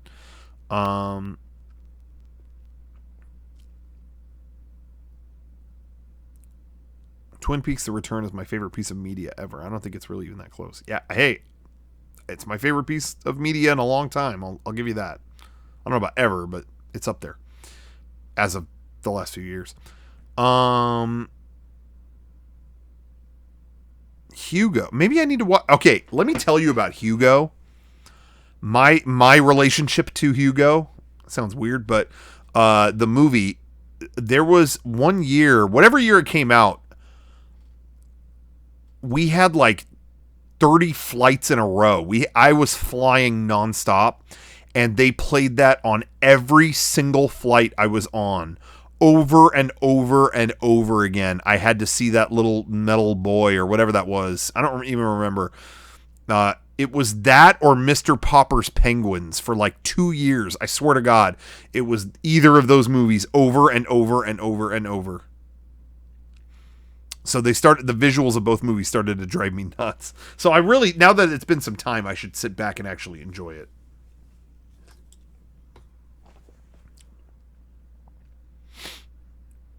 Hypest movie moment? Is that what somebody said? The hypest movie moments to me might be in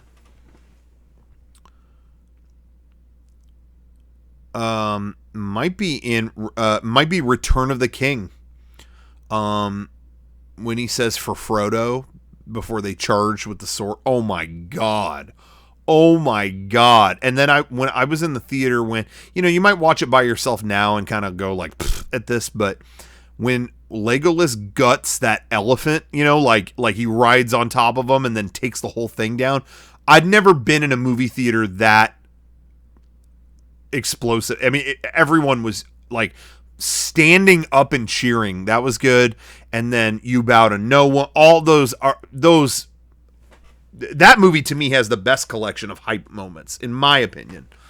But the most recent one, that may be one of the biggest ones I've ever seen, was, there aren't any Marvel movies on my list, and I go back and forth with my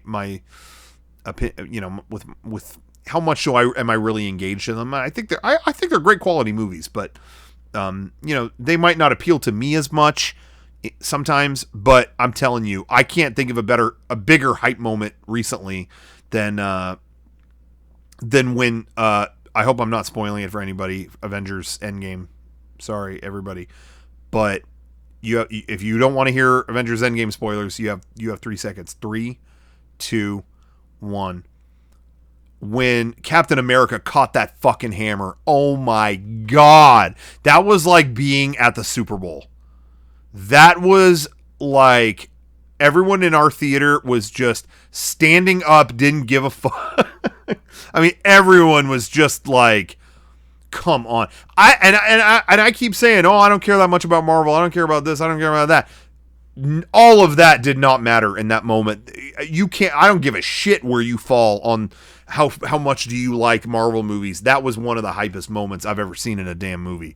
That was unbelievable. When those portals were showing up, that was cool. But man, when he caught that fucking hammer, that was unbelievable. And I think, honestly, I said earlier, I enjoyed the new Star Wars movies. I had a good time.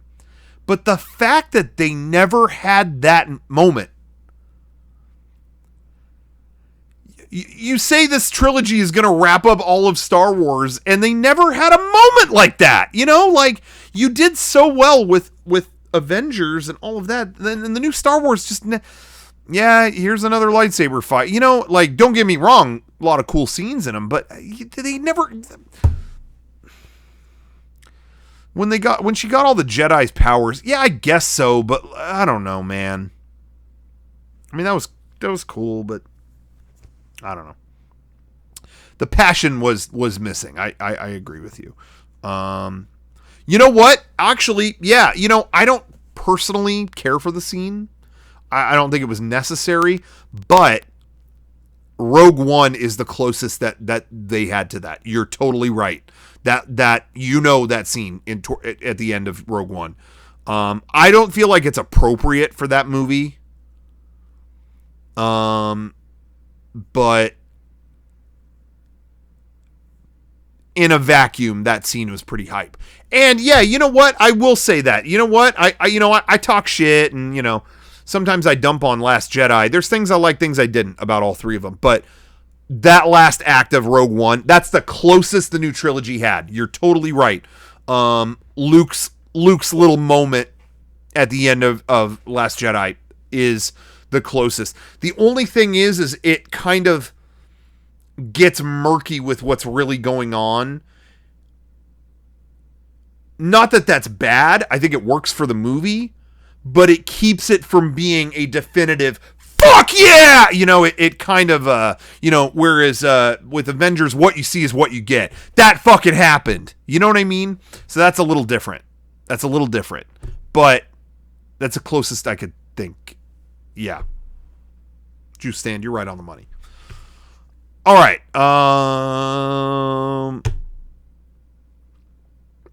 Yeah.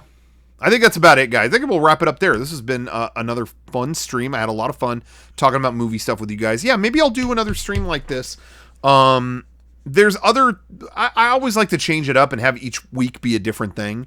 But if I can't stream in the studio, if it's too hot, I'll come in here and do this again. I always like ranking stuff. And again, I thought I would rather rank stuff with a group of people in the background if it's, a finite amount of things. Rank your favorite candy, rank your favorite whatever. I'd rather wait to do that. But when it comes to movies, that's kind of personal, and I think it's a little different. So maybe next time, top 10 favorite games, top 10 favorite shows, whatever. If you got anything you want to see, a random top 10, let me know. But I think that'd be fun. And maybe Doc Ryan could be on the, maybe we'll get him on the phone. Maybe we'll get Discord rolling on that, and we can hear some voices. That would be nice. But anyway, thank you guys very much for streaming. I had a lot of fun. I hope you did too. As always, like I said, sub on Twitch if you liked it. With the Twitch Prime, or whatever what do they call it? Prime Gaming now? I don't know. And then shop.mega64.com. Pick up a shirt or something that we're restocking tomorrow. You can't beat that. Patreon.com/mega64. We have a bunch of stuff going. In fact, I think we're going to have some bonus treats coming tomorrow. So check that out. And yeah, guys, it's been fun. Have a good one. Have a good night. And watch the Matrix Trilogy and realize you were banned from Twitch for your blasphemy. Thank you. Good night. How do you turn this off?